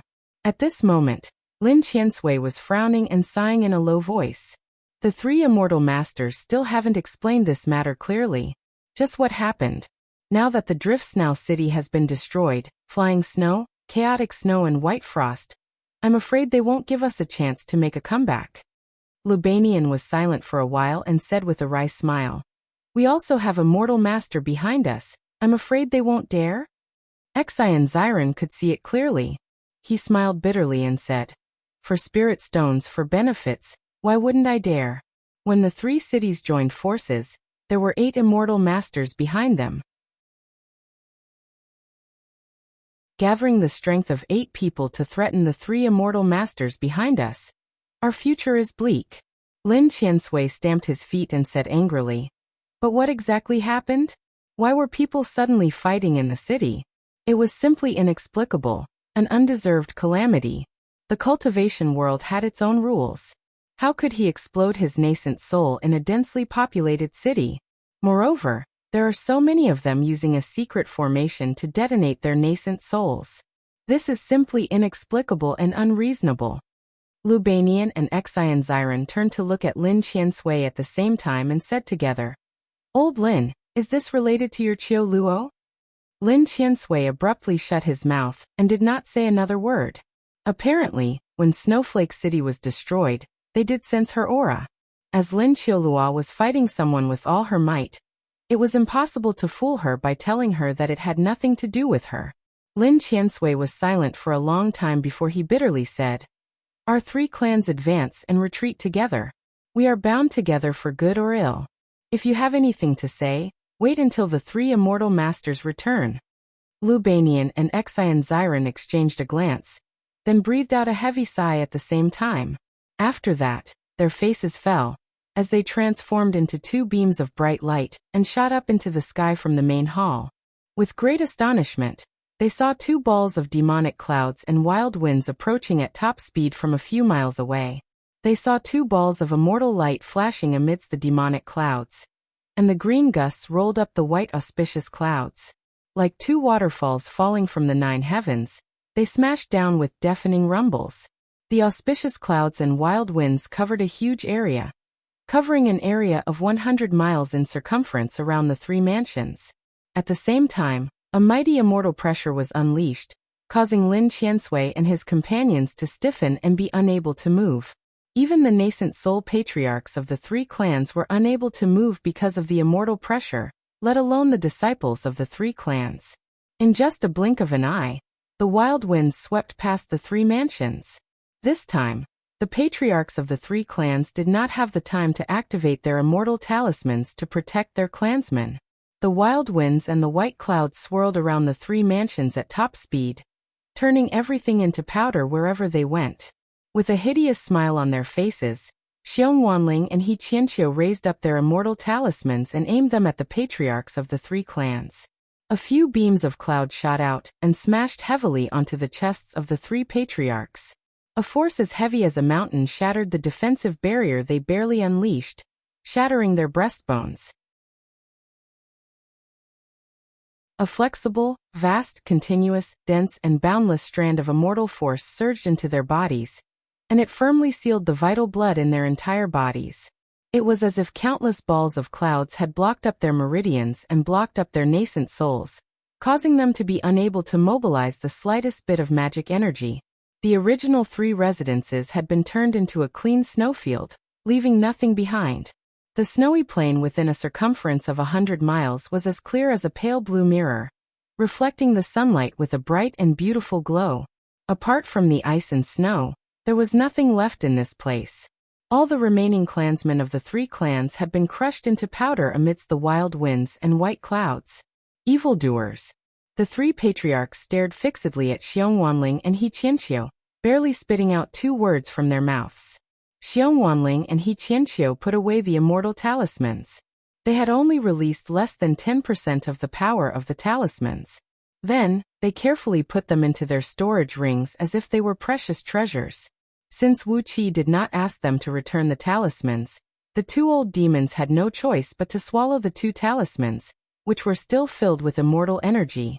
Carrying the 3 patriarchs, who were covered in blood and unable to move, Xiongwanling and He Qianqiu leaped onto the demon cloud and returned to the peak of the snowy mountain where Wuxia and the others were. After throwing the 3 patriarchs to the ground, Xiongwanling roared with laughter and said, "Hee hee, they are indeed immortal talismans crafted by heaven immortals. With just 2 immortal talismans, they have killed all their clans as easily as killing dogs." He Qianqiu chuckled and said, "That's right, the power of these immortal talismans is really impressive. But too bad, they can only be used once." Both of them were lying through their teeth, shamelessly telling Wuqi that the two immortal talismans had consumed all their immortal energy. Helplessly, Wuqi gave them a glare, then smiled and cupped his fist at Yin Qijuan. "Now, it's up to you how to vent your anger. You've been torturing this woman for the past few days. Did she give her a confession? Who paid her to kill these people? How did that man find her? Where did Lin Qiluo go to collect the money? Did she tell you anything about these things?" Yin Qijuan nodded slowly, then quickly sent a few words to Wu Qi through voice transmission. Wu Qi was struck dumb, then a cold smile emerged on his face. Taking a few steps back, Wu Qi spread his arms and pointed at Lin Qiluo and the three patriarchs. He smiled faintly, telling Yin Qijuan that he could take his revenge now. Without any hesitation, Yin Qijuan, Xiong Wanling, and He Qianqiu strode before the three patriarchs. Xiong Wanling stepped forcefully on Labainian's head with his bare paw as he roared with laughter. "Three old dogs. Do you know why you are facing the calamity of having your clans wiped out today?" He Qianqiu gave Xian Ziren a hard kick and said coolly, "Lin Qiluo has accepted someone's energy stones and tried to kill us in the middle of the street in Snowflake City. She has killed over 100 of our disciples. We need to make her pay for this." With a complicated expression, the three patriarchs looked at Lin Qiluo, who was kneeling on the ground like a stone statue. Lin Qiansui threw his head back and breathed out a long sigh, then said in a deep voice, "Fellow Taoists, we're willing to repay all the losses we've suffered. We're willing to exchange all our properties for our lives."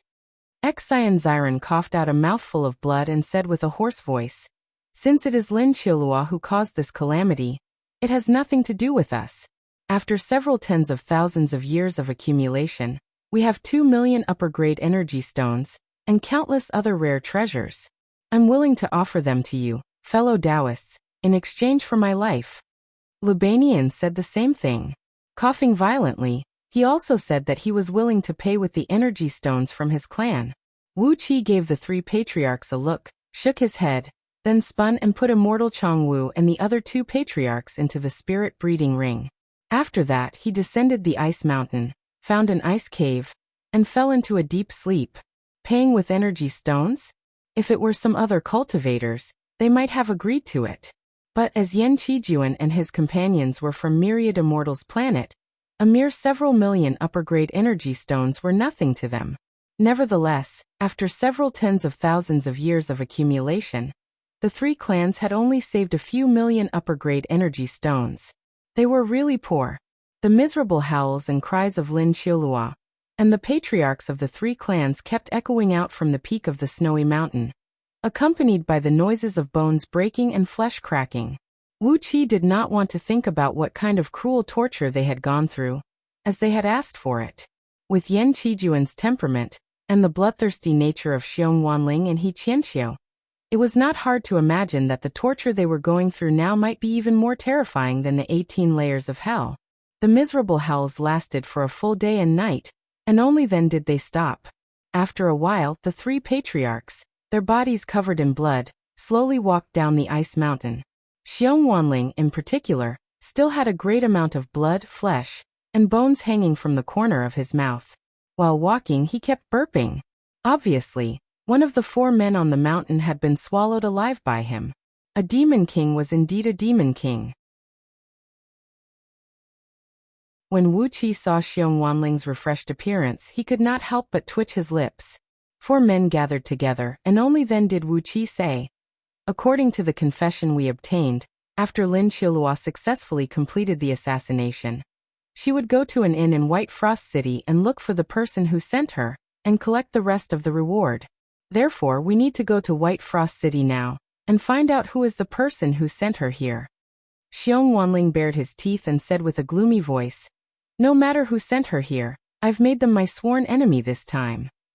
He Qianqiu just snorted coldly and did not say a word. Yin Qijuan's face turned even uglier, as he said coolly, "You're right, we need to investigate this thoroughly. There are only a few people in Great Yin Dynasty who know my whereabouts. No matter who is scheming against me, we need to investigate this thoroughly. Wuxia raised his head and gave Yan Qijuan a look, then nodded his head. For beams of light shot up into the sky, flying straight towards White Frost City.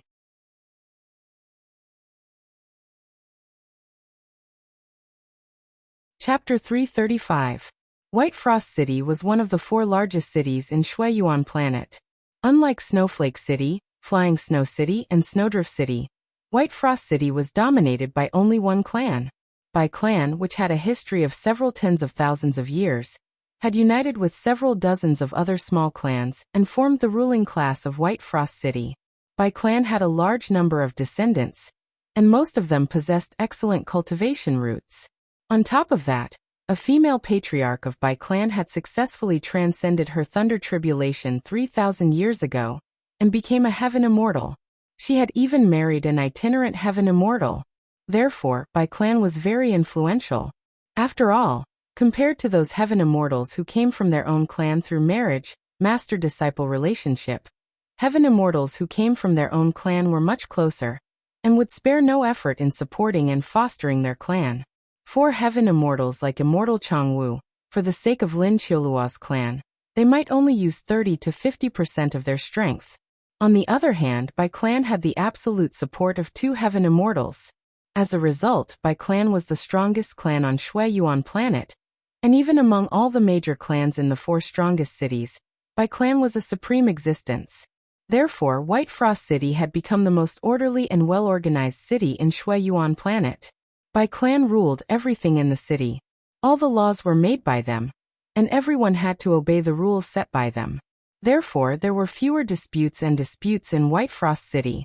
When Wuxia and his company arrived at White Frost City, it was noon. There were many cultivators going in and out of the city gate. Wuxia noticed that all the cultivators who entered the city were required to show a waist medallion made of white jade at the gate. Without the medallion, Wuxia and his company arrived at the city gate, which immediately attracted the attention of the guards. An old man with the cultivation base of Peak Jin Dan Realm strode forward, cupped his fist and bowed to Wuxia with a big smile on his face. Fellow Taoists, is this your first time visiting White Frost City? Please cooperate with me and register your name here. The old man's attitude was amiable, his words were polite, and the smile on his face was warm. It reminded Wuxia of those professional greeters in front of the entertainment clubs back on Earth. Wuxia turned around and gave Yan Qijuan a glance. Yan Qijuan and his 2 brothers were curiously admiring the scenery of White Frost City, showing an attitude of letting Wuxia decide everything. Wuxia nodded and smiled at the old man, then followed him into a small hut built with ice blocks next to the city gate. Several men who looked like loose cultivators had just filled out a scroll, and then each of them received a white jade token. Wuxia noticed that after these rogue cultivators received the white jade token, they injected a trace of true essence into it, and the white jade token immediately emitted a faint white light, covering their bodies with a thin layer of halo. It seemed that this was the proof used by White Frost City to distinguish whether a cultivator had registered in front of the gate. Those with white light on their bodies were cultivators who had entered the city through the proper channels. Cultivators without white light on their bodies were cultivators who had used illegal means to invade, so they would naturally be interrogated and even hunted down. Wuxia walked into the house and came before a long table. A middle-aged man, who looked very amiable and enthusiastic, was sitting behind the table, writing something with a writing brush. When he saw Wuxia come in, the middle-aged man quickly rose to his feet, cupped his fist and bowed to Wuxia with a warm smile on his face, and said, "Fellow Taoist, may I know your name, and where are you from? I'm Bai Qi, the supervisor of this place. I hope fellow Taoists won't mind. This identity token is to ensure the safety of all fellow Taoists in the city." Yan Qijuan and his 2 brothers had also entered the house. After hearing Bai Qi's words, they nodded indifferently. Bai Qi and the old man gave Yan Qijuan and his 2 brothers a quick glance. When they realized that they could not see through their cultivation base, the expression on their faces became even more respectful. Bai Qi took out a silk scroll and handed it over to Wuxia. There were many columns on the scroll, stating the name, background, cultivation base, and so on. Wuqi pondered for a brief moment, then began to write quickly on the scroll with the writing brush. He made up 4 names, saying that they were itinerant cultivators from Thousand Waves Planet, and the purpose of their visit to Shuiyuan Planet was to purchase some special water element spirit herbs, as well as some ice and snow essence. As for their cultivation base, Wuqi did not hide it at all. 2 of them were nascent divinity realm, 1 was nascent soul realm, and 1 was Jin Dan realm. Behind Wuqi's back was a shroud of dark mist, amidst which a tiny sword could be vaguely seen. It was indeed the sign of a Jin Dan realm cultivator. The cultivation base of 1 nascent soul earth immortal and 2 nascent divinity half-step immortals was a little scary. Among all the patriarchs in Shuiyuan Planet, the strongest one only had the cultivation base of peak stage nascent soul realm, and the female patriarch of Bai clan 3,000 years ago was the only heaven immortal who was born and raised in Shuiyuan Planet for so many years. When they suddenly discovered that there were 2 nascent divinity cultivators among Wuqi's group, the attitude of Bai Qi and his company became even more respectful, and there was even a hint of fear in their eyes. Even though their clan was backed by a heaven immortal, having 2 nascent divinity cultivators was still a very scary thing. They possessed the power to destroy a city at will. Who would dare to show any carelessness or disrespect towards them? Bai Qi took out 4 pale golden jade medallions and handed them over to Wuqi respectfully. Looking at Wuqi, he smiled and said, "These are the VIP medallions of White Frost City. With them, seniors, you can enjoy a 30% discount on everything you spend in White Frost City, as long as you shop in Bai clan shops. This is a token of our appreciation. I hope seniors will accept it." Wuqi thanked Bai Qi with a smile. He took over the jade medallions and gave 1 to each of them. 4 of them injected a tiny thread of energy into the jade medallions. Immediately, the jade medallions glowed and shone with a faint golden gleam, forming into a tiny golden character on their clothes. After registering their identities, Wuqi and his company politely declined Bai Qi's suggestion of arranging a guide for them. The 4 of them walked straight into White Frost City. When Wuqi and his company had gone far away, Bai Qi quickly took out a golden crystal ball and cast an incantation gesture on it. He cast a spell on the crystal ball, and suddenly, the crystal ball spouted out 4 rays of strange light. 1 was a faint green gleam, weak and pure. 1 was a half-gray and half-white spirit gleam, gathering and dispersing like a cloud. 1 was a vast and vigorous dark mist, crashing and rocking crazily like a raging sea. And the last one was a strong green and white gleam, flying back and forth in the crystal ball like a crane flying in the sky. After carefully observing the 4 auras in the crystal ball, Bai Qi breathed out a sigh of relief. He turned to the clan members in the house and said, "Quickly inform Patriarch that 2 foreign nascent divinity seniors have entered White Frost City. Their cultivation techniques are half righteous and half evil, but they do not have much evil blood energy. Keep a respectful distance from them. Do not provoke them, and do not get too close to them." A member of the Bai family hurriedly responded and hurriedly ran into the city. Wuqi turned and gave the city gate a glance. Through a mystic technique, he heard Bai Qi's order to his clan members. He pinched the medallion hidden under his sleeve and nodded inwardly. It seemed like this medallion could only be activated with energy, and after injecting energy into the medallion, it would leave behind an image of the energy in one of Bai Qi's treasures. Through the external characteristics of the image, Bai Qi would be able to identify the cultivation technique and disposition of the people who entered the city. If they were the kind of people who cultivated evil and fiendish cultivation techniques, and killed people without blinking, Bai Qi would be able to alert them in advance. Sure enough, the reason why White Frost City could stand tall on Shuiyuan Planet for several tens of thousands of years was because it had its own set of rules. However, no matter how they took precautions, as Wuqi and his company did not come to White Frost City to stir up trouble, they did not have to worry about the reaction of Bai clan members. According to Lin Qiuluo's confession, the 4 of them walked along the widest main street in White Frost City for tens of miles, and finally came to the front door of a large inn, the White Frost Residence, which looked similar to Huisian abode in Flying Snow City. They exchanged a glance, and instead of entering the inn, They went to a wine shop opposite to White Frost residence. They found a private room on the 6th floor of the highest floor and sat down. With a few words, Wuqi dismissed the eager waiter, threw him 2 upper-grade energy stones, and asked him to pick some fine wine and dishes. When all the dishes were ready, Wuqi closed the door of the private room, sat side by side with Yin Qijuan before the window, overlooking the people who were entering and exiting White Frost residence with a cold gaze. Xiong Wanling and He Qianqiu, the 2 old demons, were sitting at the table, eating and drinking to their heart's content. Their divine will had already enveloped the front door of White Frost residence. Holding a jar of wine in his hand, Wuqi sat before the window with his legs crossed. While overlooking the cultivators who were entering and exiting the front door, he said indifferently, Lin Qiulua said that the person is a girl, and she has 2 companions. Let's see if they are really staying in White Frost residence, and if they will come out to do some activities. White Frost residence occupied a very large area, measuring nearly 5 miles in both width and length. The interior of the residence was a huge garden with mountains and rivers. Numerous exquisite pavilions and houses could be seen decorating the garden. Each pavilion and house was protected by a restrictive spell, and even Xiong Wanling and He Qianqiu could not penetrate it with their divine will. As they could not confirm if the 3 people described by Lin Qiulua were really staying in White Frost residence, they could only use the stupidest method to wait for their prey to appear.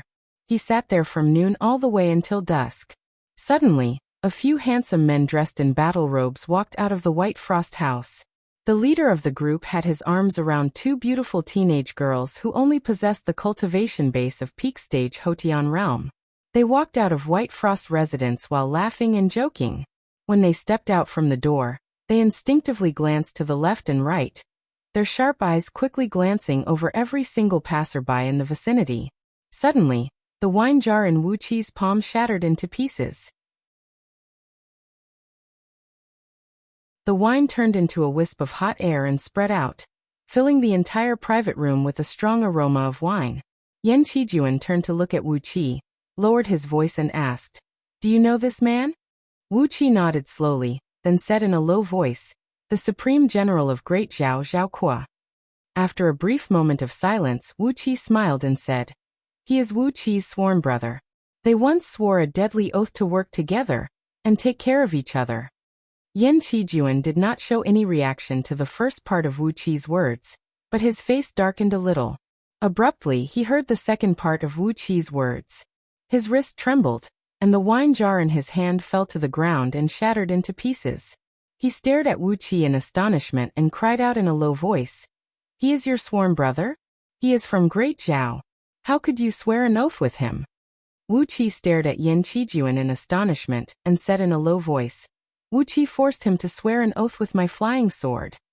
Immediately, Wuqi told Yin Qijuan the oath he used when he became sworn brothers with Zhao Kuo. Yin Qijuan did not say anything for a long while. He twitched his lips and shook his head. Wuqi smiled, picked up a cold snow lotus seed from a cold plate on the table, and threw 2 of them towards Zhao Kuo. Zhao Kuo was taken aback. He raised his head abruptly, and a gleam flickered in his eyes. When the 2 snow lotus seeds were still about 70 to 80 feet away from him, they suddenly turned into wisps of green smoke. Wuqi poked his head out and smiled at Zhao Kuo, then beckoned him over. Zhao Kuo's face fell instantly, as if he was a little girl who was about to go shopping in her new shoes, and suddenly stepped into a basket of dog poop. His face turned extremely unsightly. After dawdling for the time it took to finish a pot of tea, Zhao Kuo finally came alone to the private room where Wuqi stayed. Upon entering the room, Zhao Kuo cupped his fist, bowed to Wuqi and said, "Zhao Kuo offers greetings, elder brother. It has been 3 years since we last met. Are you still well, elder brother?" After a brief pause, Zhao Kuo straightened his back and said with a deep voice, "Elder brother, do you know that someone is trying to kill you? A few days ago, I've sent someone to White Cloud Planet to inform you. I wonder if elder brother has met the trusted subordinate sent by me?" Wuqi was taken aback. Someone was trying to kill him.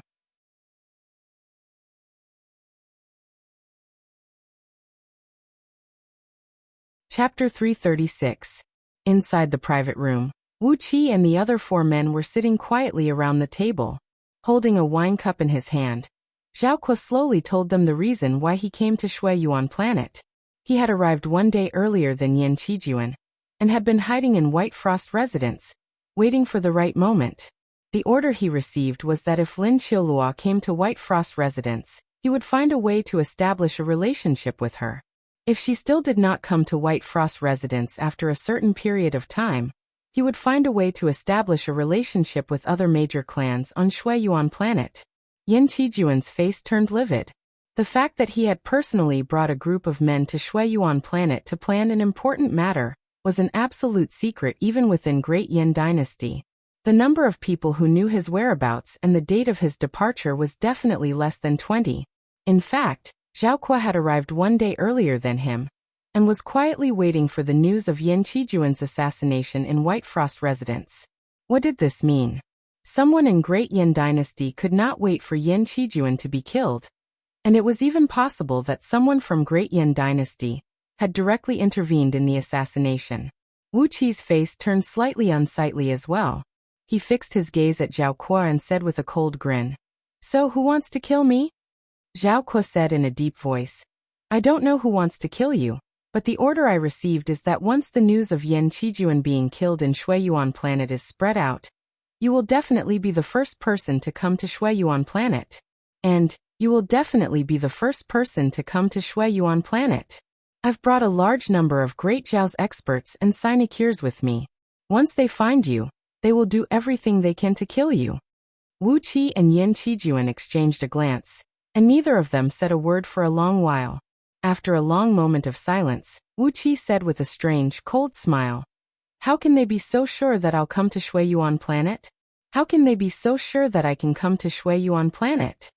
Holding the wine cup in his hand, Zhao Kuo slowly admired the wine cup, which was made from White Frost City's special product.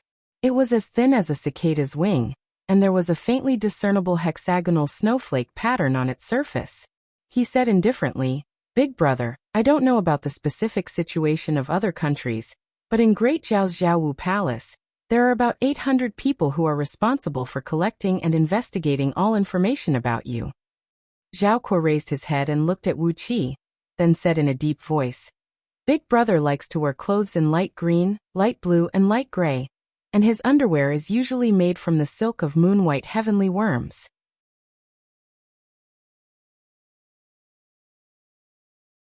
Big Brother's favorite patterns on jade pendants were not the commonly used hornless dragons or Luan phoenixes, but the rarely used patterns of pine, bamboo, and plum blossoms. Big Brother likes to drink the Thousand Flowers wine that Great Yin only serves to the Imperial Palace, and he likes to eat river fishes and seafood the most. He doesn't like meat like chicken and duck. Wu Qi's face turned pale. How was it possible that all these habits of his had been thoroughly investigated by someone? But during the last 3 years, Wu Qi basically didn't notice anything. He carefully recalled all his actions during the last 3 years. He was either staying with Princess Zhonglu on Cloud Peak of White Cloud Planet, cultivating in seclusion in Star Picking City, and he had only visited Little Meng City 2 or 3 times. He had been living in seclusion, and yet his habits had actually been thoroughly investigated by someone? Careless, too careless. For the last 3 years, relying on the backing of Patriarch Jiang Yin, he had been too careless. Cold sweat broke out from Wu Qi's back, wetting a large part of his clothes. Fortunately, he didn't do anything big during the last 3 years, or else, someone might have already found out about some of his dirty deeds. Fortunately, he didn't do anything during the last 3 years, or else someone might have found out about some of his dirty deeds. Zhaowu Palace. Was this the intelligence agency of Great Zhao that was equivalent to scouting office? Yin Qijuan was struck dumb and speechless. Since Zhaowu Palace knew so clearly about some of Wu Qi's private hobbies, it showed that they had already infiltrated into Great Yin Dynasty. Someone close to Wu Qi must have been bribed and controlled by someone from Zhaowu Palace. He couldn't help but feel a little suspicious, wondering if someone among his trusted subordinates had become Great Zhao's lackeys. Zhao Kuo continued, "Based on what Elder Brother has done after entering Great Yan's imperial court, and the habits of Elder Brother, Zhaowu Palace has come to the conclusion. Elder Brother may look cold, but his heart is warm, and he values friendship and righteousness. Although his methods are ruthless, and sometimes even unscrupulous, they are only used against his enemies and outsiders. When it comes to those close to him, even if it costs him his life, he will still fight with all his might.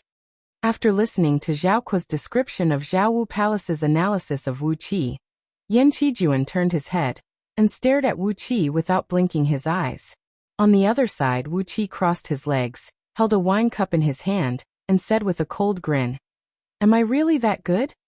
Fiddling with the wine cup in his hand, Zhao Kuo smiled and said, "Elder brother, haven't you arrived at Shuiyuan planet? And you even saved His Highness, the Crown Prince?" Yan Qijuan nodded thoughtfully, while Wu Qi did not say a word. He snorted coldly, narrowed his eyes, then took a sip from the wine cup and said, "Continue. How can they be so sure that I can come to Shuiyuan planet?"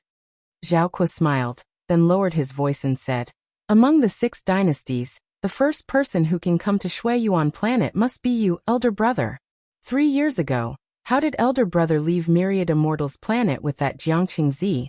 And how did you bring all the immortals from White Cloud Immortal Sect and Tranquil Vimla Sect to Myriad Immortals planet?" Zhao Kuo smiled and said, "At least according to the investigation conducted by Zhao Wu Palace in the last 3 years, the planetary ship that Jiangqing Zi used was seized by Han Shao Immortal. Planetary ships are extremely rare, and even White Cloud Immortal Sect only has a few of them.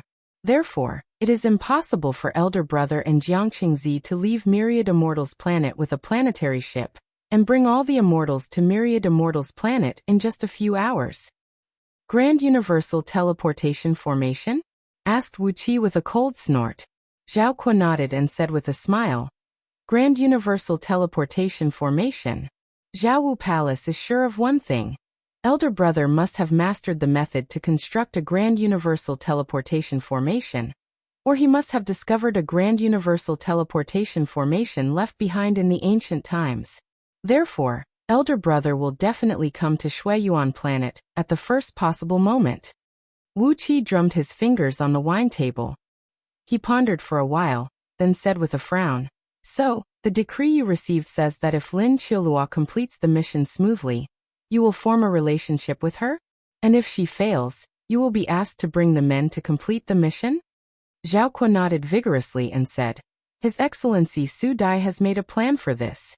If His Highness the Crown Prince is killed, everything will be fine. I will hook up with Lin Qiulua, promise her a handsome reward, and make her lean toward Great Zhao. Elder brother, if you come to Shuiyuan planet, I will ask Lin Qiulua to kill you. But if Lin Qiulua fails to kill Great Yan's Crown Prince, according to her character, she will definitely seal off all the routes to and from Shuiyuan planet, and pursue His Highness the Crown Prince relentlessly. At that point in time, I will bring some men and cooperate with Lin Qiulua to hunt down His Highness the Crown Prince and you, elder brother." Wu Qi gave Yan Qijuan a look and said coldly, "Who is trying to kill me? Do I have such a deep grudge against Great Zhao?"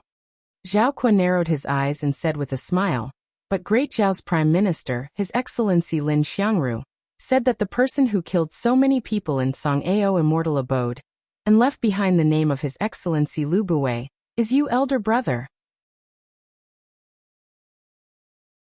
All the information Zhao Wu Palace has collected over the last 3 years proves that it is you who did this." "Me." Wu Qi pointed at his own nose and cried out, "Impossible." Zhao Kuo grinned, nodded at Yan Qijuan and said, "But Zhao Wu Palace has investigated all the people who entered Songao Immortal Abode. Apart from you, elder brother, who else could have the ability to do something like that and have the motive to do that? Who could travel freely in and out of Songao Immortal Abode?" "Can I?" Wu Qi narrowed his eyes and stared at Zhao Kuo. Zhao Kuo laughed complacently and said, "Elder brother, what do you think? Who forced me to swear an oath of brotherhood that day? After that, elder brother, you were putting on a show in that small courtyard. Although I won't reveal what you have done, since the intelligence agencies of the 6 dynasties are now able to communicate with each other.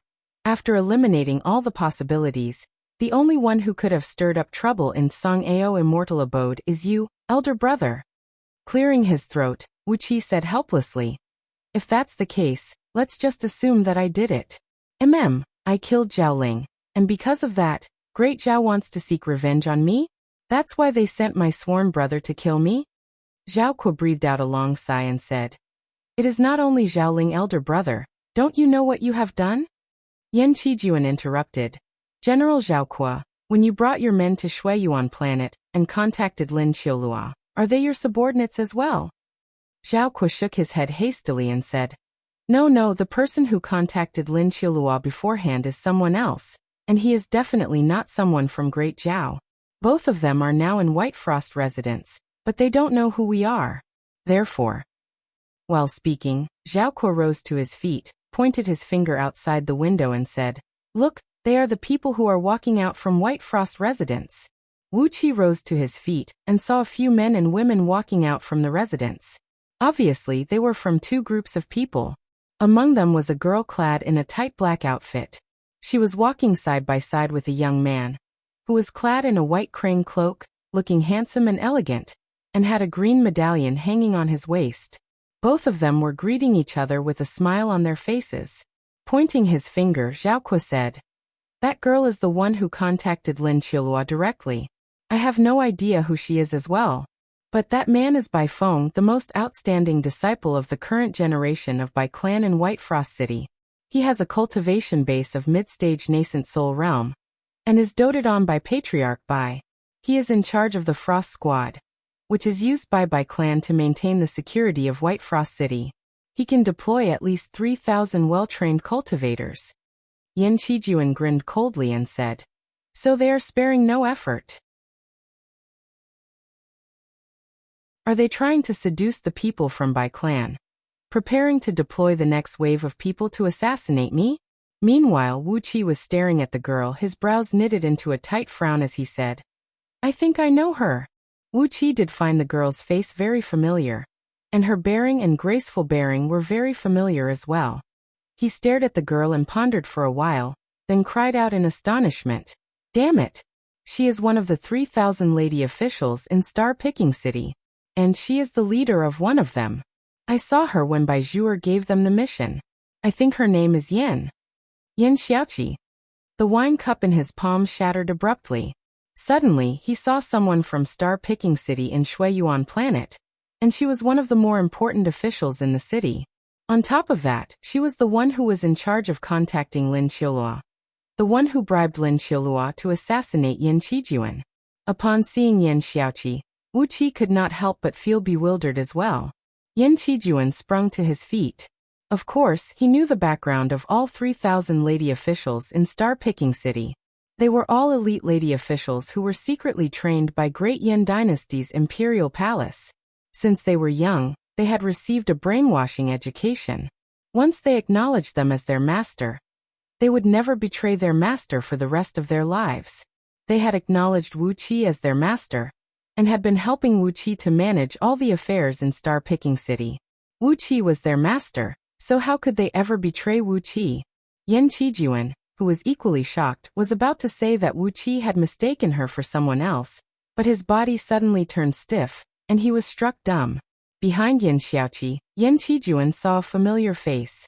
It was a young man with a fair face and no facial hair, with a delicate and pleasant appearance. Yan Qijuan knew this man very well. He was the chief eunuch of Ian Palace, Crown Prince's mansion, Mahi.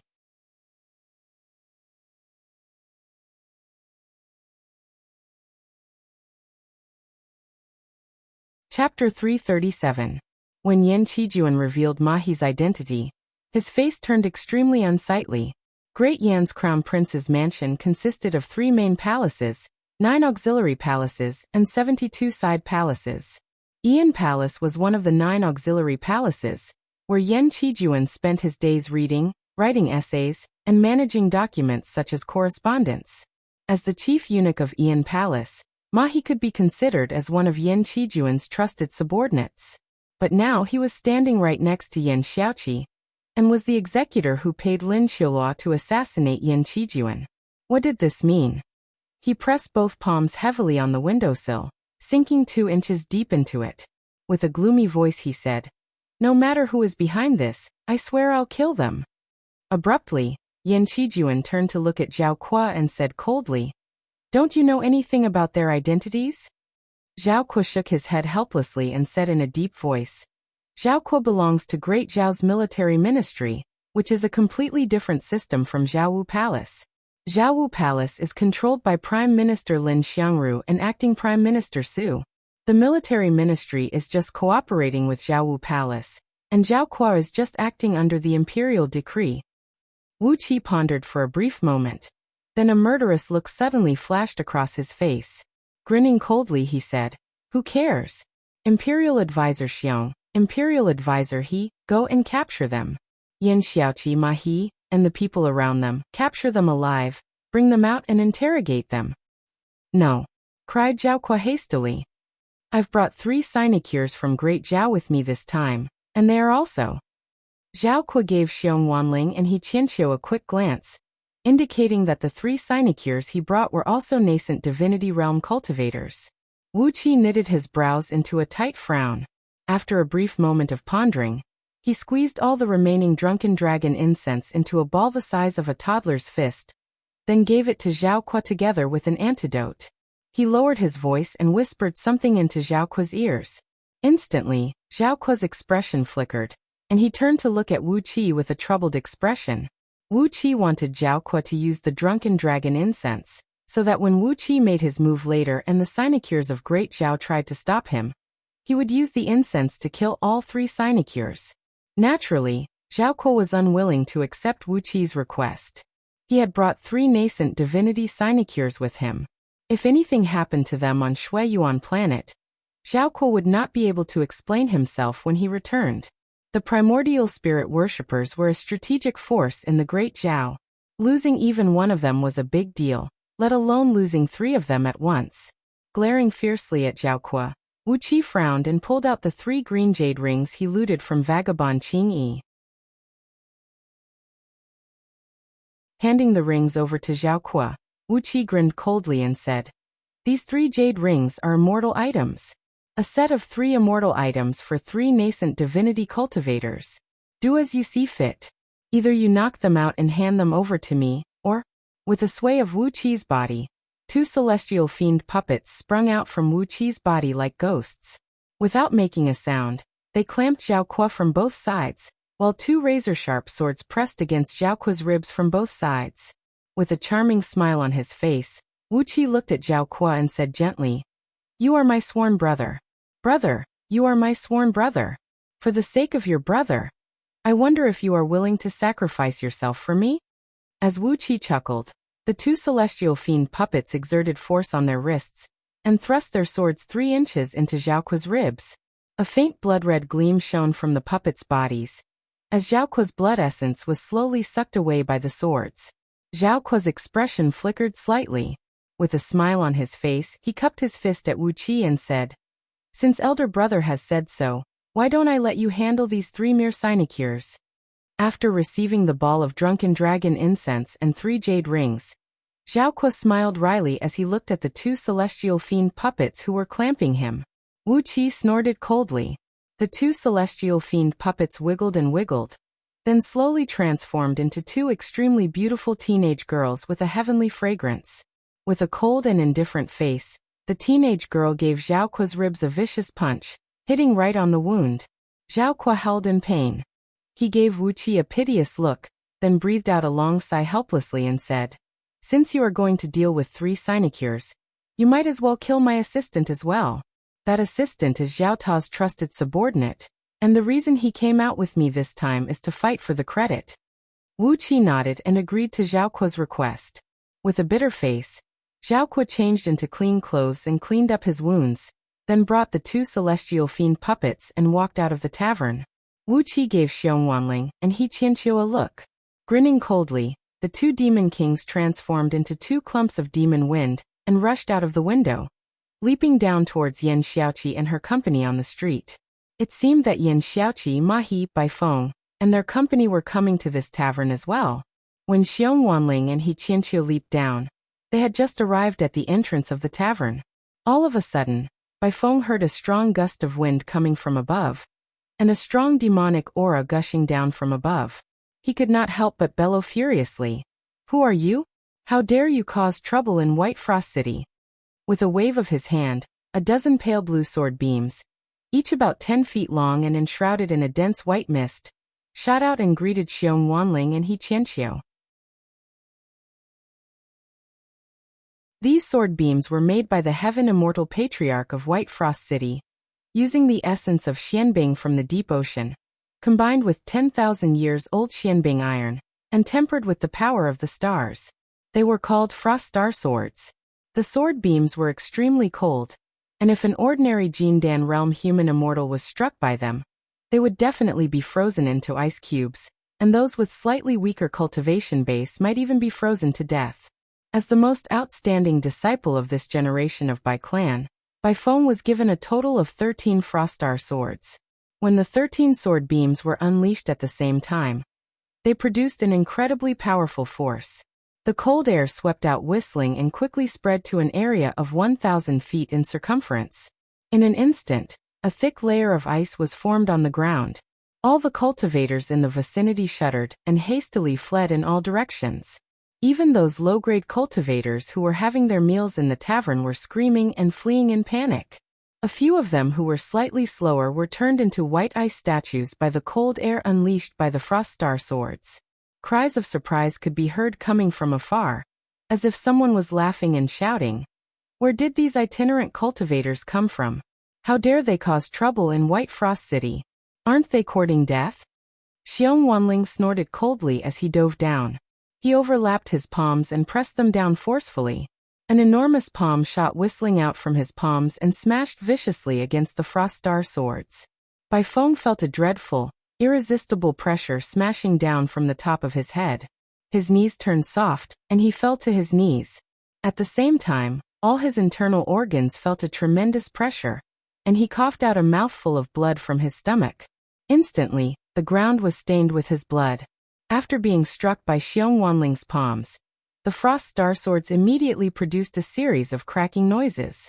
Large cracks appeared on the body of the swords, and the cold air was shattered by Xiong Wanling with a single strike. As his flying swords were damaged, Bai Feng, whose fleshly body was already severely wounded, felt his vision turn dark, and his divine sense was severely wounded as well.